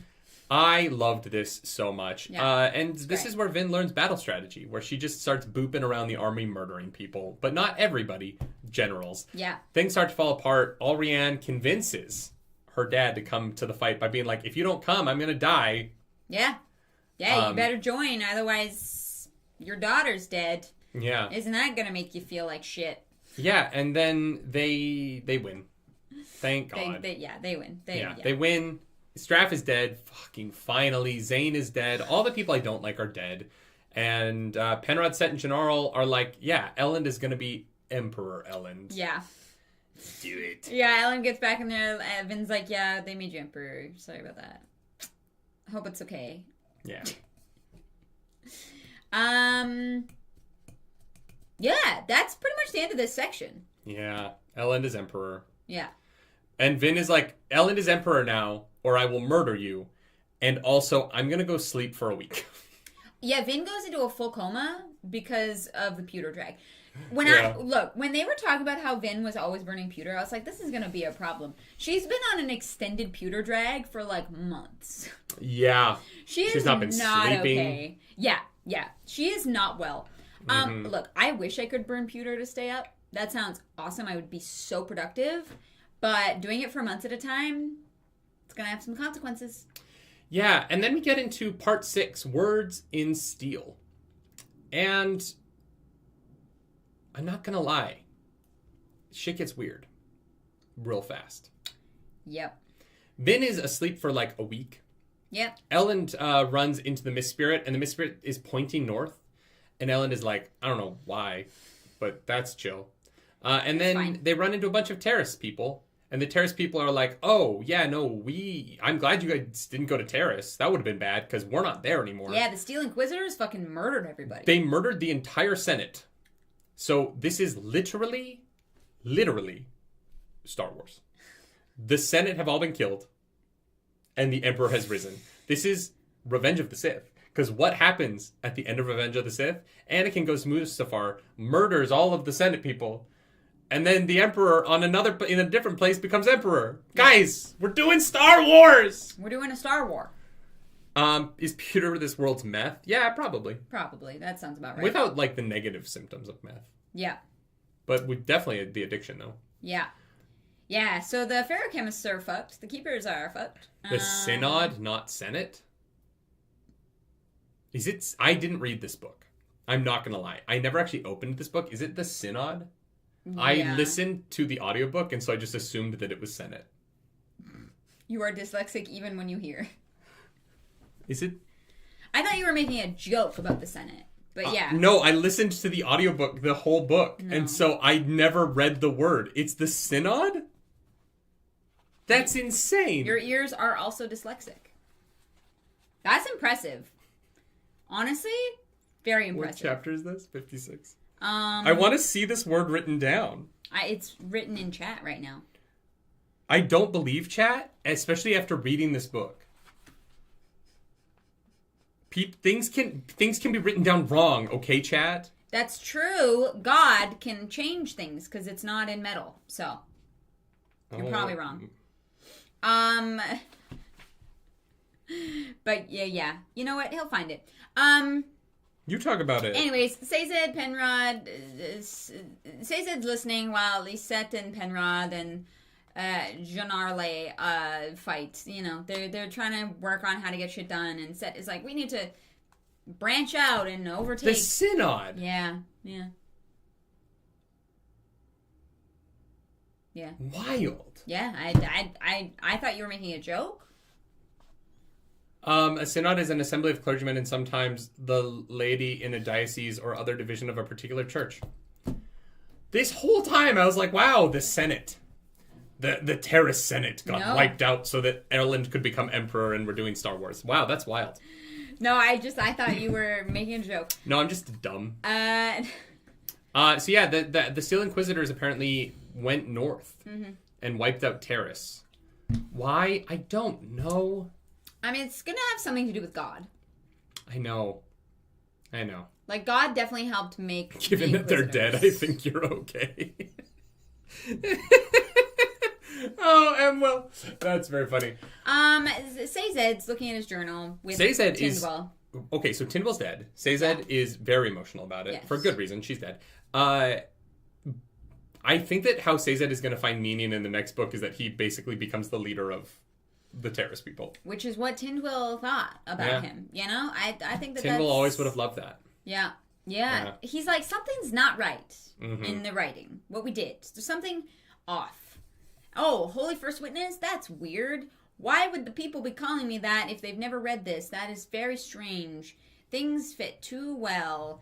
Something is. And also, why don't I remember Holy First Witness from my readings before? But now it's definitely there, and it's in my metal mind. Yeah, super weird, right? Super sus. Vin wakes up. And it's like, you shouldn't have let me sleep that long. We got shit to do. To Critic Shaw we go. Pretty much, yeah. She's like, I pulled on the mist to defeat the Lord Ruler. So there's gonna be something else that's gonna happen. I don't know what it is, but it's gonna be big. Elend gets to town and they sneak into the city, but then everyone finds out that it's Elend, and so the people are literally like following Elend through the streets. And they run into him, and Elend is like, "Oh yeah, she's been asleep for a long time. You might want to go see her. She's here." And so they find each other, and Vin is like, "We're going Critic Shaw right now." Yeah. So here's my theory that the Lord Ruler actually moved the well because he was like, "Nah, we'll let people think it's over there, but I'm gonna keep it with me." Yeah, they keep. Here's the thing about directions, right? Everything is north of something. And so being like, oh yeah, the Well of Ascension is in the north 1,000 years ago. But north of what? Sazed. The thing that we never questioned is north of what? Well, it was in the mountains and then it moved. Because they literally had... I don't think it moved. But Elendi needed like mountaineers to climb there. No, I don't think I think the mountains were there. Oh, you think the mountains moved? I think the mountains moved. Okay, sure, yeah. James, we did not skip Vin killing Strath. That happened. She. Yep. Right on his head. It was glorious. Yep. I don't. She gave him a good old smack. Here's the thing, right? I think that the geography of the world changed. But that the well is in the same place. But the well did not move. Okay. Right? Because she talks about when she gets all, like, sexy, like Charlize Theron in the milk and Snow White and the Huntsman, a scene that will live in my brain forever. Should we recreate that? Oh, yes. But it's me coming out of the milk. Absolutely. Just with my, like, Fucking man. That'll be your OnlyFans announcement video. It's just me recreating the fucking story to the husband suit. That's funny. Vin, no one mentioned that Vin literally cut his horse in half. Gratuitous. Well, she couldn't control her momentum at the time. Okay, she was falling from the sky. But also, we saw her throw like 7 horses, so it didn't. She does drown and push that army and just like. Yeah. She's literally, like you said, like fucking Sauron in the intro to Lord of the Rings with the mace. Flinging people everywhere. Yeah. 100%. Yeah. No, I think that I think that when the Lord Ruler got the power, when he made here's some... Move the mountains. I have some questions for Rashek about, like, you had the power to make anything, and you were like, I want everything to be ashy. Like, you chose this? Maybe the ash... No. He got the power to do whatever he wanted, to make the world into whatever vision he wanted for the world. Yeah. And Rashek was like, I want the sun to be red? No, but maybe it has something to do with holding God. Like they are related somehow. Maybe. But the powers, when Vin grabs it, she's like, oh, I can do whatever I want. Yeah. And so I'm of the mind that this is what Rashek chose. Like, Rashek was like, in my world, I don't like yellow sky. In my world, we don't like to breathe. I know it's read and find out. I know there's more to it, but we'll get there. We'll get there. Yeah, that's interesting. But yeah, no. I definitely think that he moved geography. For sure. So that people would think that the Terrace Mountains in the north were something that they weren't. Yeah, that makes sense. Yeah, no, that does make sense. The Wheel of Ascension was never in the Terrace Mountains. That was a lie. That Quan set up so that Rashek could lead Elend away from the well. What? No, the well was there because that's how Rashek got the power. He needed to get the power. The Wheel of Ascension. The red sun would come in handy when Superman shows up in Mistborn Era 2. That is a very funny joke. Well done. You have to know some pretty deep cut DC Comics humor to understand that joke, Christian Rapper, and I appreciate you. Wait, is this just Krypton? Or Krypton? Vin is Supergirl, yeah. Superboy and the Invisible Girl. All right. That could literally be Elend and Vin now that he's a Mistborn. Because she's a sneaky snake and he's Superboy. Sure. Yeah, sure. Son of steel and daughter of air. Hey, great song. Stop it. What? It's because I enjoyed that song. You've never seen Next to Normal. Banger show. James Ross says Superman gets his power from the sun. Is that common knowledge? I think it's a pretty deep cut. I think that's a deep cut to know that the reason why Kryptonians don't have superpowers on Krypton is that Krypton is under a red sun. And so Kryptonians are actually not powerful on their own planet. Their power comes from their ability to absorb the radiation of the yellow sun that is around Earth. It's in the movie, but it's not, like, in depth. Is that in the movies? I don't remember them ever mentioning that. Very vaguely. I think. It must be. Or maybe I only know that because you've talked about it, but I don't know. I don't know what knowledge has come from it's in you. Man of Steel. Yeah. But I don't think it's in the original... Is it in the original Superman movie? That I don't know. I can't remember. You haven't even seen that one. No. Yeah. I have only seen Man of Steel. You're so fine. Sorry, mods, I didn't mean to spoil the Superman surprise. And Will says, I will argue Vin top 5 superhero versus Marvel or DC. She's just such a good character. Do you mean top 5 like character, or do you mean top 5 in a fight? Because I do not think that she's top 5 in either of those universes. But in terms of characterization, maybe. Really? Yeah, Spider-Man solos Vin. Easily. Why? Superman, characters that Vin cannot do a fucking thing to. Superman, Doomsday, I don't know who Doomsday is. Lex Luthor in his suit. In a fight, it's no question. Yeah, Doomsday is the person who kills Superman. Supergirl. There's a number of people that... There's so many that I can't even think of them all. Like, Vin could not fight a Green Lantern. Any of them. Sure, never seen Green Lantern. I do think Vin solos Batman, though. Fair. Okay. Yeah. Mm-hmm. I think Spider-Man would be a closer fight. I don't think you understand how strong Spider-Man is. I don't know. I think that like Vin and Spider-Man have similar powers. No, Professor X would get fucked by Vin. Because he wouldn't be able to use his mental powers on her because she would smoke and it would just... Oh, yeah. Does smoking stop Professor X's... Okay, interesting. Vin versus Magneto is interesting because Vin can push metal away from her. Yeah. So all Magneto could do is throw metal at Vin. But because Vin is adept at fighting without metal and she can move fast, she would win that fight. I think so too, yeah. Because she would basically, all she would have to do is run at Magneto, push away the metal that he throws at her, and then stab with an obsidian dagger. Yeah. But like, someone like... Vin can literally see the future sometimes. That's so true. I think that seeing the future would not help when Superman flies at her faster than a speeding bullet. Like, I don't know that... Or even, like, Storm. You know what I mean? Like, Vin is, like, trying to, like... Ooh, Storm is an interesting fight for Vin. Right? That would be the one that I would want to see. Because how would you fight the weather? Yeah. And she can, like, send electricity at you, and you could throw metal at her, but the electricity would just conduct through that and still come at you. Right?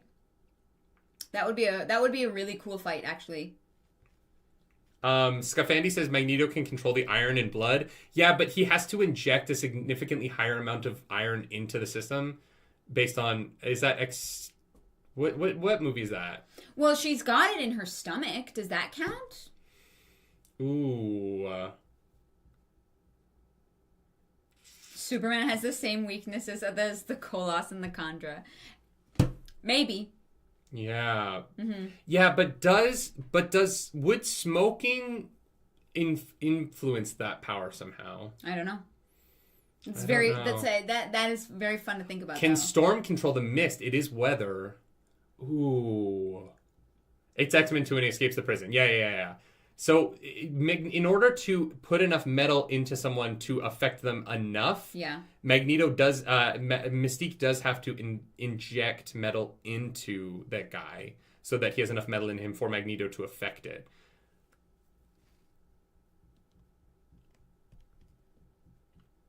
Huh. Who would win in a fight, Vin or Monkey D. Luffy? It depends. Like, wonderful. Welcome back to the Nerd Table. Thank you for that. Like, I think that it would be Vin right now, but I know that Luffy gets more powerful, so I don't know about later forms or whatever of his devil fruit, but for, like, early Luffy, I think that Vin definitely wins. Gotcha, Also, Vin is ruthless, and Luffy's not, so... Anyway, Let's talk about the book. That was a fun side tangent, though. God, I love that this is what my job is to have nerds. These insane conversations. Yeah, but like, would Vin's metal powers beat Magneto's metal powers? I don't know. No, I love it. I think that's fucking rad. So Vin and Elend... Oh, if you're a peasant that bases their superheroes' knowledge on the movies and not the comics. Wow. Look, you can't base it off of the comics because the comics... change. The problem with, like, certain characters, like Magneto, is that they've been around too long. Yeah. And so, like, if you go based on what they're capable of in the comics, depending on the run, they're capable of everything. So, I don't know. Fair. Yeah. Vin, Elend, Hammond, and Lestabornis are going to Coredic Shaw. They do. They go in. And yep, Vin is like, the well, it's here. I know it. She finds the door, and she uses Duralman to open the door, because only Duralman can open the door. Yeah, there's, like, anchors. Like, there's, like, a way to do it, and she's like, figured it out. That wouldn't make sense if you didn't understand how Duralman works. Yeah. Which means that the Lord Ruler knew what Duralman was and managed to hide that information, which seems crazy to me. That's the one he kept for himself because he knew that Duralman controlled the Colossus and the Chandra. The Chandra, yeah. And also, like... It totally makes sense that, like, Duralman was, like, his best-kept secret. Because like, how do you produce it constantly without somebody being like, hey, I make this for the Lord Ruler? Well, maybe he made it himself. Oh, maybe, like, you could just get metals, like... Or, like, a Steel Inquisitor makes it. Well, because it's just an alloy, right? So, like... Interesting, It's not like he's, like, collecting an entirely different metal in, like, vast quantities. Where do you think the Atium is? Oh. Fuck, I don't know. Yeah. I have no idea. Maybe the Steel Inquisitors have it. Maybe they, like, took it all. Oh, wait, actually. What? Well, Drowman is the aluminum one, right? Yeah. And nobody even knew about aluminum. I mean, I guess aluminum's probably used for a lot of other things. I don't know. I feel like... And the Lord Ruler doesn't need to use it all the time. I guess I'm like, why... Aluminum being such a present metal, I'm surprised that Allomancers didn't burn it just to see if it did something. I mean, they've kind of been told that, like, these are the ones that you get. Yeah, I just don't buy that No humans... one wanted to, like, kill themselves, right? No one wanted to, like... People kill themselves to do weird science stuff literally all the time. Yeah, but I bet if that was happening, the Lord Ruler would have them assassinated. Although I guess it only works for Mistborn, and, like, how many Mistborn are there, right? Yeah. It's one of those metals where, like, it doesn't do anything for anybody else because only Mistborn can burn it. Yeah. Yeah. Aluminum is common but very hard to refine. Oh, interesting. I didn't know that. Oh, okay. Yeah. Yeah, because I think aluminum... I don't think, like... Actually, I don't know. If you were to give aluminum to a pewter arm, would it burn out their pewter? Or does that only do things to Mistborn? That seems like a Mistborn thing. Yeah. I guess we don't know, right? We've never seen anyone else do it. Yeah. Aluminum is present in our world. It wasn't isolated until 1800 something. Really? Wow. Okay. Did not know that. It was more valuable than gold? Huh. That's wild, because I think of aluminum as being one of the most, like, I love that Arzu just retracted their own message. I think of aluminum, because of aluminum cans, I think of aluminum as being one of the most present metals in my life. Yeah, right? You know what I mean? Like, every time I drink a Tin beer foil. or a... Yeah, like, that's tin. Oh, I thought tinfoil had aluminum in it. Does it? I thought it was called tinfoil because we made it out of tin. I thought it had both, I could be wrong. but I don't know. I'm not an expert, guys. Fuck if I know. Interesting. Aluminum requires a lot of power to process. Okay, that's so interesting. That's why they just started the cannery. The cannery is like a new thing within the last couple of years in this world. Huh. Tinfoil used to be tin, but it is now aluminum. Good to know. Didn't know that. Yeah, I just thought... Okay, weird. I thought aluminum was just one of those things that's just fucking everywhere. And apparently, nope, I just didn't know. Wild. Cool. I love that. Why is our chat so much smarter than us? Wow. Yeah, you guys should do a book club or something. No, don't. Stay here. Every Friday. Be here. I will be lonely without you. I will be left alone with this woman. Ugh. That sounds like a nightmare. So then Seiza chases them in. He finds a Ska body who's been killed in the mist, and he's like, oh, shit's bad. Oh, because... we skipped over. No, we skipped over. Oh. He finds the piece of paper. Yeah. He finds the rip, but the rip has different words on it now, and it says, Elendi must not be allowed to enter the Well of Ascension. Wait, that's not... Oh, no. It hasn't changed yet. It changes after she grabs it. It hasn't changed yet. Yeah. But he finds the rip, and he's like, oh, wait, maybe Elendi must not reach the Wall of Ascension. It's not on the rip. He doesn't see it until he goes to the metal thingy again. No, but he finds the rip piece of paper with his handwriting that says, Elendi must not reach the Wall of Ascension, for he must not be allowed to take the power for himself. Because he finds that. Yes. And so he's like, oh, I need to go. So he runs out. Mm-hmm. He finds the Mist Spirit is like pointing him to Krennic Shaw. So he's running to Krennic Shaw, trying to get there. And he gets there. And he comes inside. And he's like, oh my God, there's the door. And then Marsh fucking steps out and is like, oh, you shouldn't have come, says that I gotta kill you. Darn. What the fuck is going on with Marsh? Well, they have to be controlled in some way, right? Because if the Kolas and the Khandra were created to be controlled, like there was a failsafe in them to control them, it stands to reason that the Steel Inquisitors have the same thing, and Marsh is clearly not in control of his actions. The spikes must have something to do with with being able to control them. Whatever. What if the spikes? What if the spikes have information? No, the Kolas have spikes in them. Remember? What? Yeah, the Koloss have spikes in them that they collect after they're like dead. They say they have collected these strange spikes inside the Koloss bodies.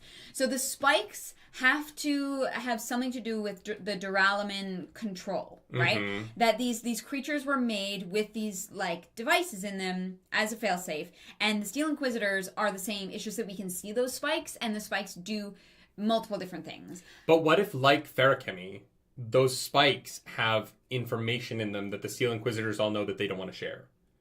What if you can ferrochemically tap into the spike in you and find out that what's in the Well of Ascension, it can't be released?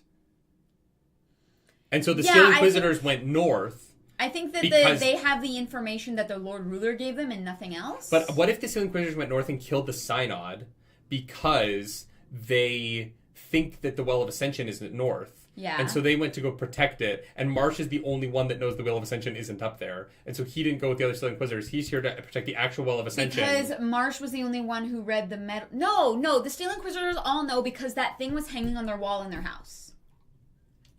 The metal sheet with the actual... But Marsh is the only one that put together that North is different.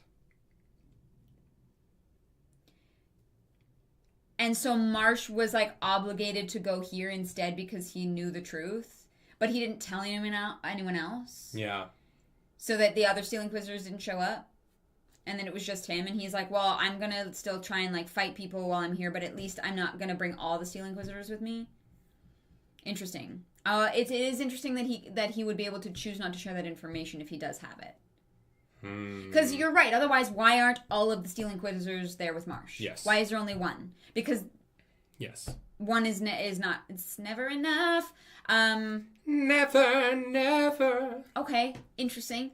Anyway, Sazed and Marsh fight. And it is maybe my favorite fight in the book. I think this fight rocked. I loved the concept of Sazed using weight to play with Marsh using steel and iron pulling and pushing, because that is based on weight. And so Sazed using his manipulation of his weight to throw Marsh around when Marsh uses his powers. Mm-hmm. I was like, this is fucking so creative and so incredible. And it's so cool. The fights in this series are always banger. Yeah. Every time. This is the only part of the book that after we did the audiobook reaction, I went back and listened to again because I thought the fighting of this was just so creative and brilliant. Yeah. I thought, and I love that Sazed and Marsh are both like, we are not warriors. We are totally normal intellectual people. And then they fight like fucking, they're the most trained. They're like fucking doing karate. It did feel like this fight, I think that I made this joke in the reaction, where Sazed starts to throw him around, and it felt like when in the Matrix, Neo's like, I know Kung Fu. And then they just are like, ba ba ba ba ba ba. Yeah. It's pretty cool. Yeah, Sazed's like, you're not a warrior, Marsh. And Marsh is like, fucking bet. Yeah, there's something about the way these two are and just Brandon Sanderson, right? The way that he writes, for the crap that I give him about the way he writes sex stuff, which I think he acknowledges he's gotten better at in his career. Sure, yeah. The way that he writes characters using their creativity to use the powers available to them to do things that you would never expect is unparalleled. Absolutely. I don't know that there is a writer I've ever read who is as capable at turning his own or her own power set on its head the way that Brandon Sanderson does. Yeah. I think that it is a majestic feat that he pulls off every time he has his characters do something that you wouldn't have thought of, but that just fits the world perfectly. Yeah. And this fight is one of those examples. I think that it really is like when Sazed starts changing his weight, it is like, oh, of course. Brandon Sanderson makes me go, oh, of course, so much. And we'll get to a way that he does that in chapter 59 too. That I think that people think that I won't like based on how I treated some stuff in Wheel of Time, but that I actually do, and I have a really good reason for. But this was just a masterpiece of a fight scene. Yeah. Written down. And I think that it deserves all the credit in the world for how cool it is. Absolutely. Yeah. But yeah, Sazed's rings being embedded in him and having the health become useful. Yeah. And, like, what that means for the fight. Now, the rings are small. The healing around the rings and they're still in his body. Yeah. He's like, I am the Lord Ruler now. Yeah. Yep. He was like, oh, well, I always thought that was kind of morbid, but you know what? This is very useful. And so we'll just talk about the Sazed fight. Sazed beats Marsh barely. Well, no, because Hammond is the one who saves him. Oh, yeah. Sazed's going to die. He runs out right at the last second. Hammond knocks him out. Just after he runs out. You are correct.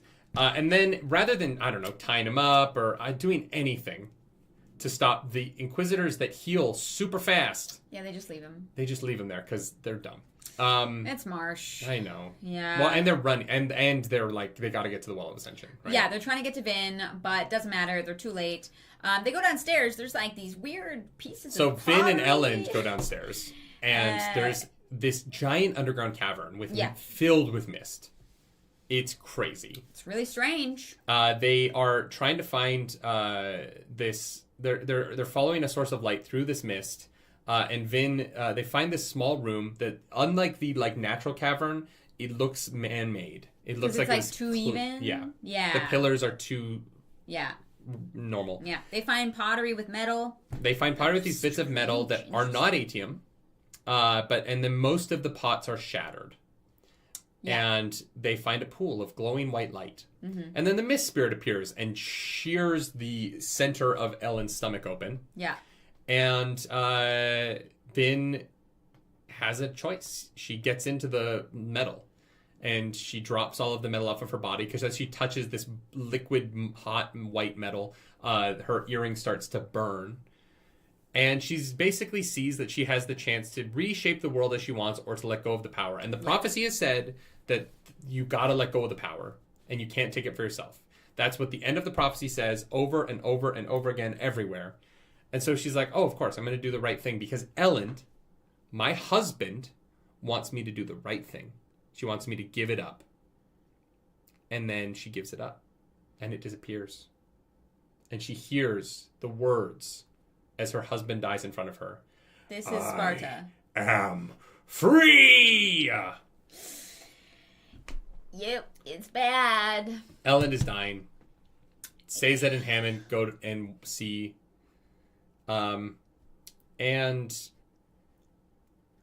while before she makes a choice, she does get to see the whole world, which is cool. Except for the fact that the mist is just murdering people. Oh yeah, she can see everything. She understands everything. She's been given extra brain power so that she can understand all of the information that she has received. And so with that knowledge, she's like, oh shit, Elend's dying. There's literally nothing I can do because I had god powers and I know that for a fact. But the mist is like, not today, Satan. And is like... Yeah. They play charades for a bit and, well, no, let's stop. At the end of chapter 58, we're doing the audiobook reaction. I'm like, wow, this is ballsy. I'm so proud of Brandon Sanderson for being willing to kill Elend. Damn, wow. This is great stakes building for the world, right? Yeah. And then they immediately bring Elend back. Now, look, I have in the past been rather harsh on a certain book series about fake out deaths.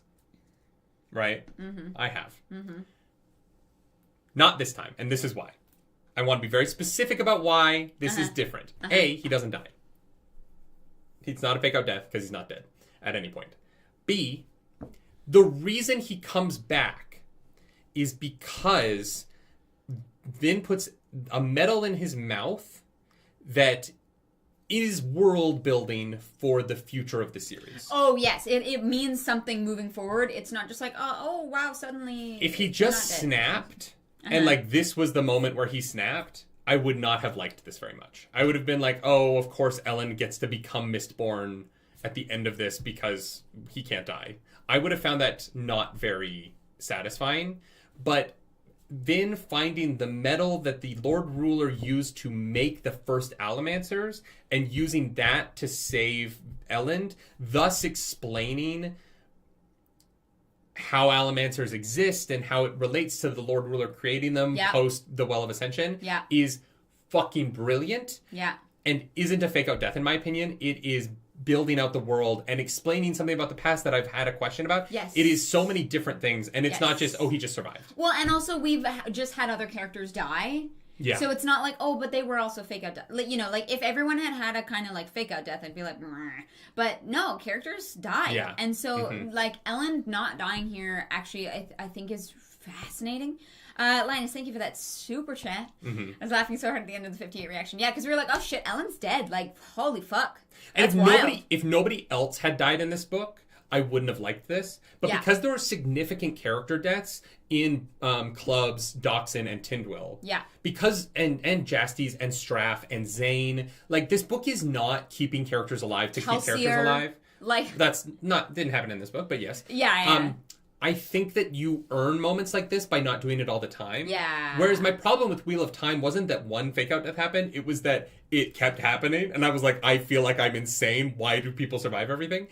This series really earned this moment, and has and Orsur's dead, Tensoon, but we never really knew Orsur, so that one's such a weird one. Yeah. Because the person that we actually got to know is Tensoon, so that one's so fascinating. Ian Flynn, thank you for that super chat. Thank you, Ian, I think so the fake out much. is redeemed because the point of him dying was for Vin to choose between saving his life and respecting what he would have done. Exactly. I think the way that all of it is handled is so good. Absolutely. And so this was awesome. Yeah. Chapter 59 is great.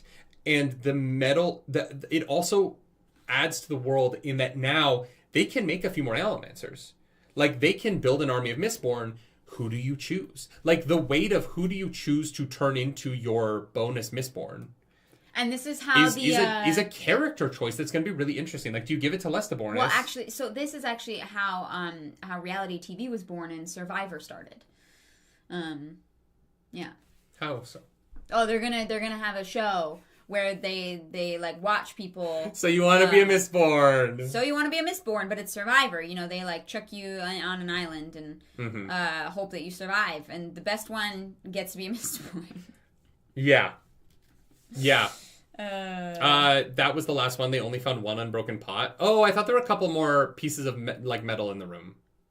Oh. I didn't realize it was the last one. Okay.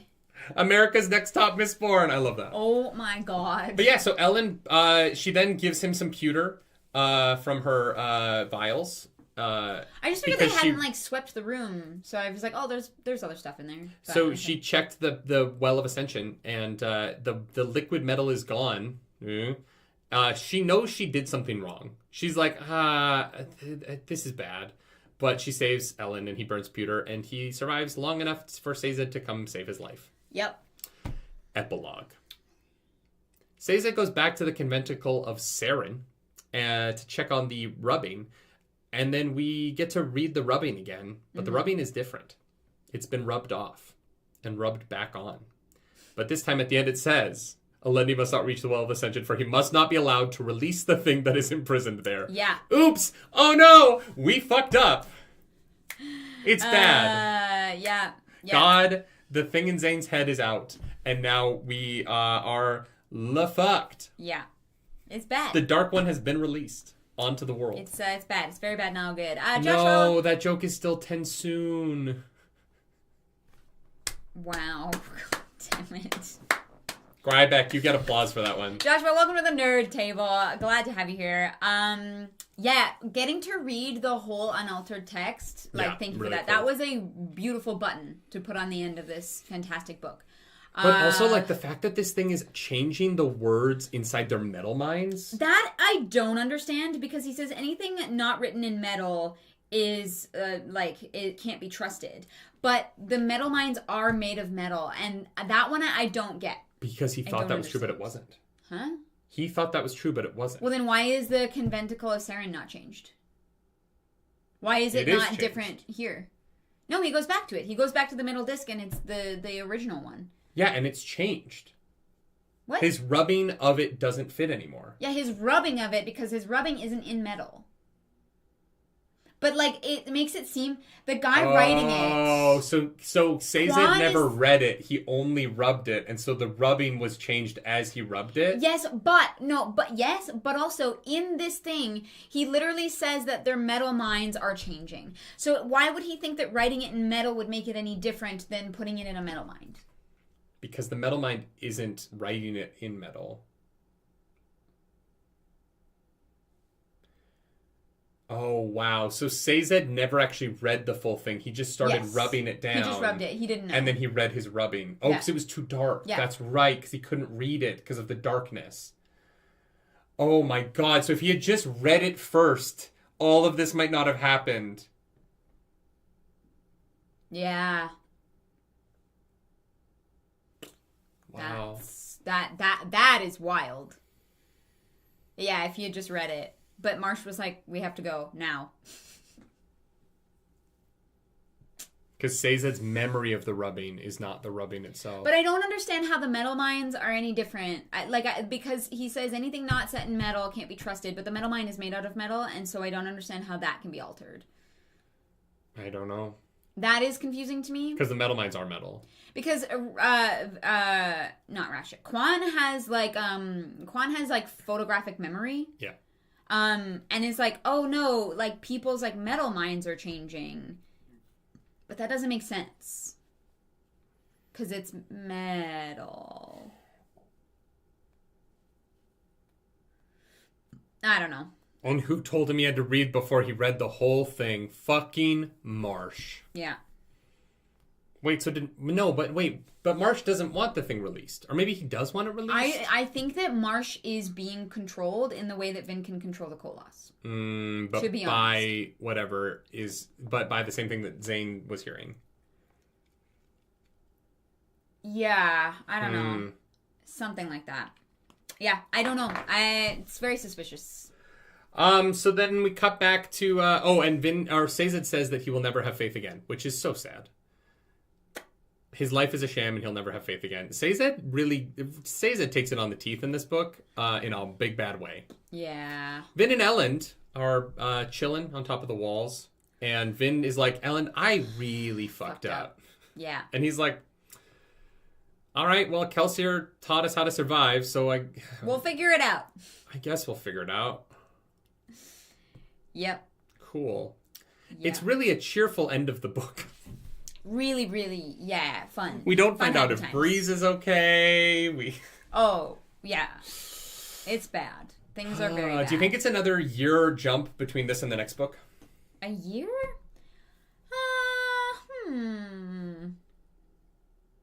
I don't know. I feel like that's a lot of time for God to get more powerful. I feel like it's definitely, if there is a time jump, it's going to be... Well, but the problem is they don't even know to learn how to use his powers. True. And they don't know where... God went. Yeah. Do you think God, uses, brings Zane back as his flesh puppet? Yeah, because they never talked about his body. Yeah. I think his body's already gone. Yeah. I think Zane becomes the, he's a flesh physical... puppet. Yeah. Yeah.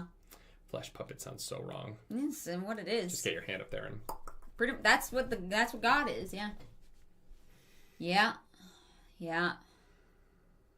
Yeah. Crazy. The next book is called The Hero of Ages. Yeah. What do you think it means?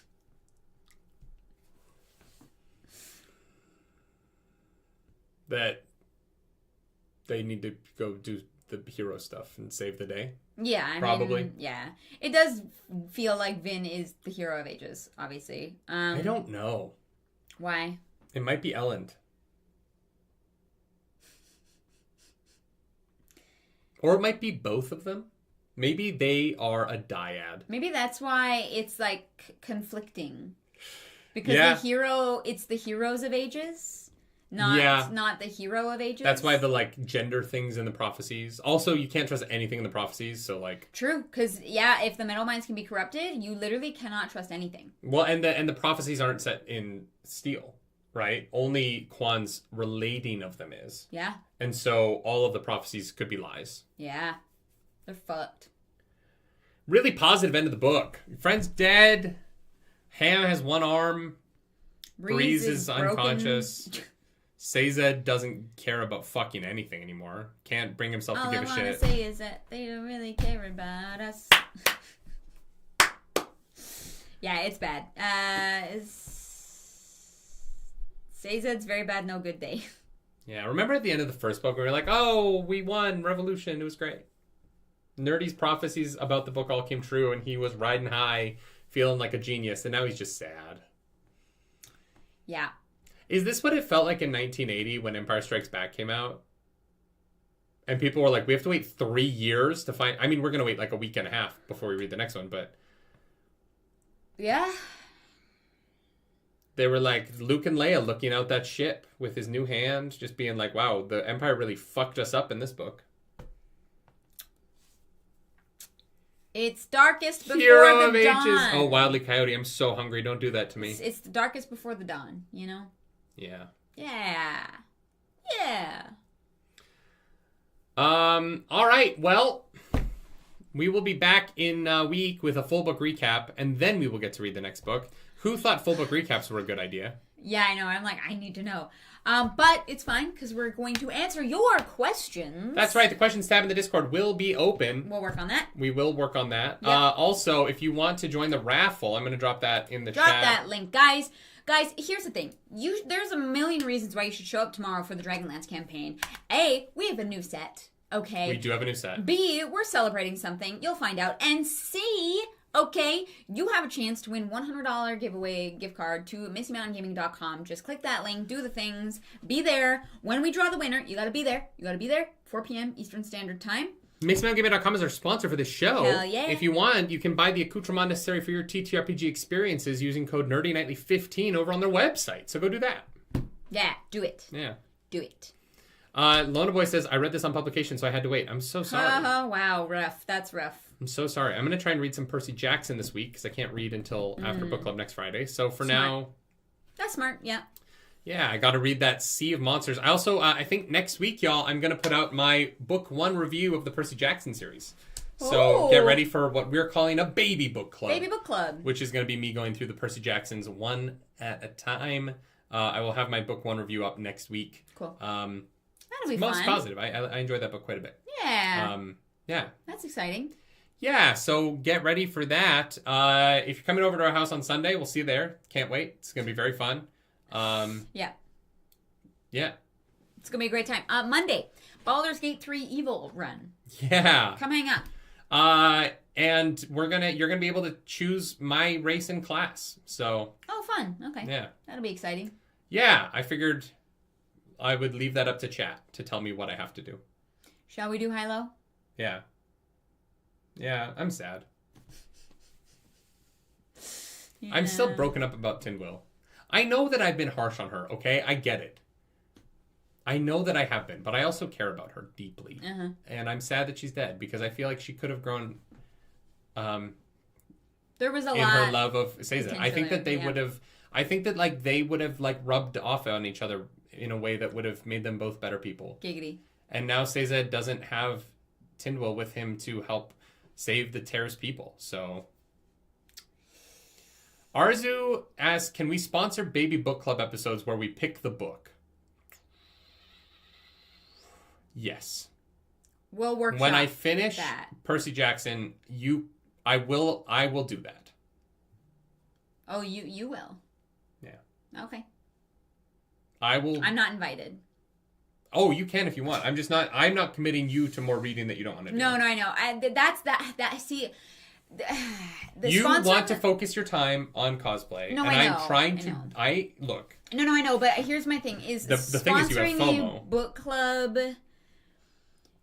We're gonna have to workshop how that would work, because that is a lot of time. No, it would be a book review, so I would just have to read the book. Yes, but it is hours to read a book. I know, but then I get to read a book. That's Sure. We'll workshop it. Yeah, because otherwise, you're all you're gonna do is read. That sounds so nice. But we have other stuff that has to get done. But I want to read more. Fair. Here's the thing. I understand. I also want to read more. I will only baby book club shorter books.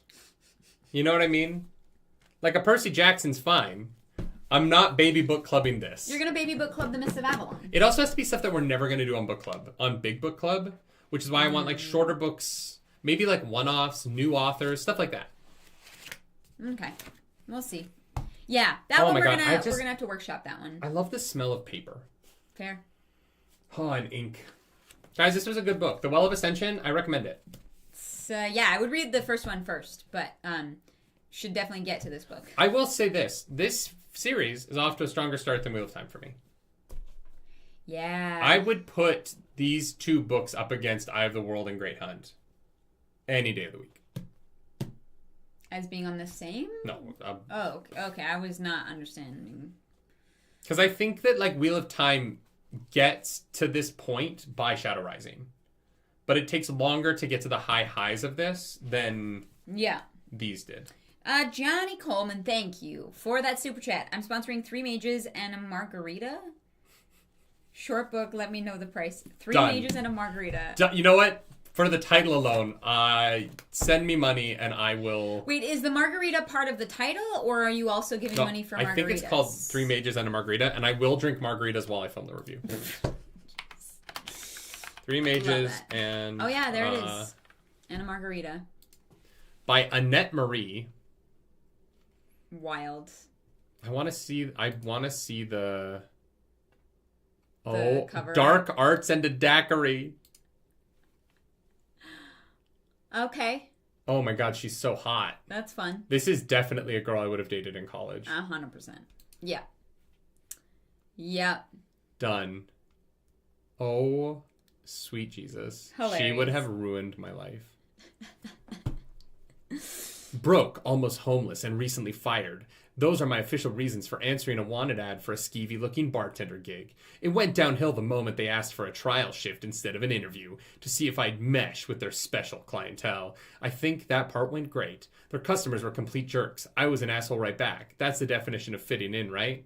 I expected to get thrown out on my ass. Instead, they offered me a job? It turns out this place isn't a bar, it's a guild. And the 3 cocky guys I drenched with margarita during my trial? Yeah, they were mages. Either I'm exactly the kind of takes-no-shit bartender this guild needs, or there's a good reason no one else wants me to work here. No one else wants to work here. No one else wants to work here. So what's a broke girl to do? Take the job, of course. With a pay raise. Note, the 3 Mages are definitely sexy, but this series isn't a reverse harem. It's fun, sassy, fast-paced urban fantasy with a side of slow burn romance. This series is not a reverse harem. Don't worry about it, okay? The 3 men are all hot, and she probably fucks them, but it's not a harem. Oh my god. That's a disclosure. I found out from Book Talk about a book series, a Peter Pan book series, called The Vicious Lost Boys, where Wendy gets kidnapped by Peter. Every darling woman in every generation on their 18th birthday gets kidnapped by Peter, and Wendy, but she's not called Wendy, she's called like Winnie or something, fucks all of the Lost Boys. Because they're all 18. And she just, like, goes and fucks all the Lost Boys, and then there's, like, a gangbang. That's a book. Wow. Yeah. Smut Corner came early, and it wasn't for this book. Yeah, and, like, it's just, basically just porn Peter Pan. It's basically, like, we're living in a time where people, the Never King, the Dark One, the Vicious Darling, the Fey Princess. There's 4 books in the series. Christ. Okay. Yeah. Well, well, anyways, my high of the...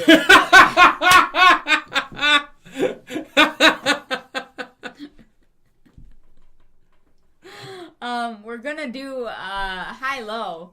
How much? Wait, 5 cents a page. How much is 5 cents a page if it's 100 pages? 500 cents. No. Oh, yeah, you're right. It's $5. No, 5 cents a page? I'm not reading a book for $15? Are you kidding me? Fuck no. Yeah, no. It's at least $100. I mean, we do $100 for like a fucking 30-minute reaction. If you're gonna spend hours reading a book, we gotta figure that out. Because I brought this up, someone's gonna commission me to read this fucking Peter Pan smut. Please don't do that. All right, high-low. We're gonna do the thing where we talk about what we liked. When I was a child, my family was a blended family. I had a stepdad and 2 stepsisters, and so my parents came up with a nightly activity where we would do high-low to celebrate each other's highs and commiserate over each other's lows at the dinner table to bring us closer together. So Clarice and I do this here to keep our marriage alive, because despite the fact that we finally got our wedding certificate yesterday, we have been married for 3.5 years. Clarice will do her high. I'll do my low. She'll do her low. I'll do my high because we complement sandwich this bish. Hell yeah. Clarice, what's your high? Oh boy. You know mine. Huh? You know mine. Do I? Yeah. Oh, I actually don't. It should be very obvious. Really? Yes. What's your high? Should we reverse it? Do you want to go high first? Oh, we'll do reverse order. Ooh, do it. Okay, CZ Marsh fight. That shit was fucking sick. Okay. That CZ Marsh fight was. That Cesar Marsh fight was fucking incredible. And I loved it a lot. I was very, very, very happy with it. And it made me very happy. It just was like the cool fight that I wanted it to be. That is fair. And that's that. It's the Cesar Marsh fight. Absolutely. Yeah. I love that. My low is...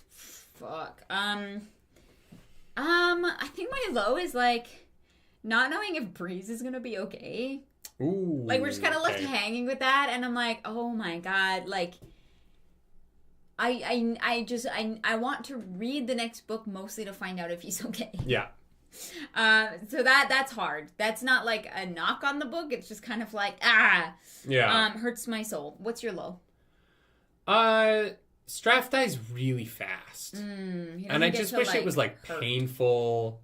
Like, I kind of wish it was like. I wish we got like a long description of like, oh, she like cut him so that he couldn't walk, and as he laid on the ground, Koloss started to eat him, and he felt as he was eaten from the toes up, and he spent hours in agony being consumed by Koloss, and his death was the most painful thing in the world. Yeah, he got off easy. Yeah, she just kills him so fast, and it's so cool the way that she kills him. But, like, he just didn't suffer enough for my taste. Yeah, that's But fair. I'm a bad person. Clarice, what's your, my high. Your high, yeah. God, switching the order really fucked my brain. Like, all backwards. Lay it on me. It's like playing Mirrored Ocarina of Time. Yeah. Can't relate. My high... Good joke. Actually is Elend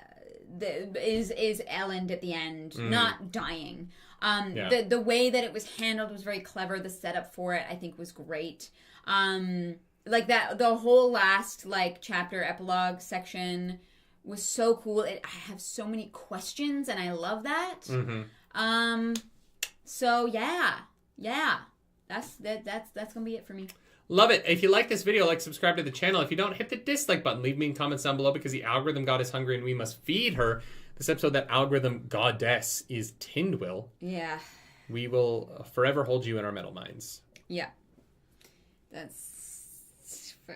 Yeah. If you want to follow us around the internet, you can. I'm at nerdynightly. I'm at Claris Polaris. And you can go over to wherever you're listening this on, and if you're watching, or if you're listening to the podcast feed, go give us 5 stars, because I think we deserve it. We were good boys today. Like the video, subscribe to the channel. Already said that. Download some shit, you know.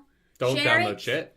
Be very careful what you download. You don't want malware on your PC. Like our podcast, like download. Go to our merch store and buy your Landfear team shirt, because, you know, it's great. It's a great shirt. I love it.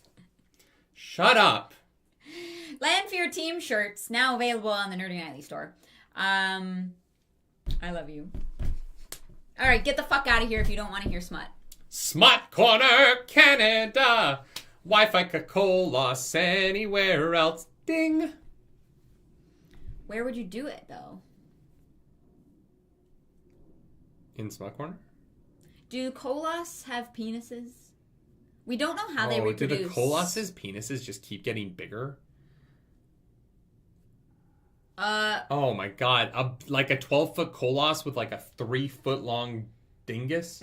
Yeah, no. It's like a horse cock. That would be actually awful. Damn.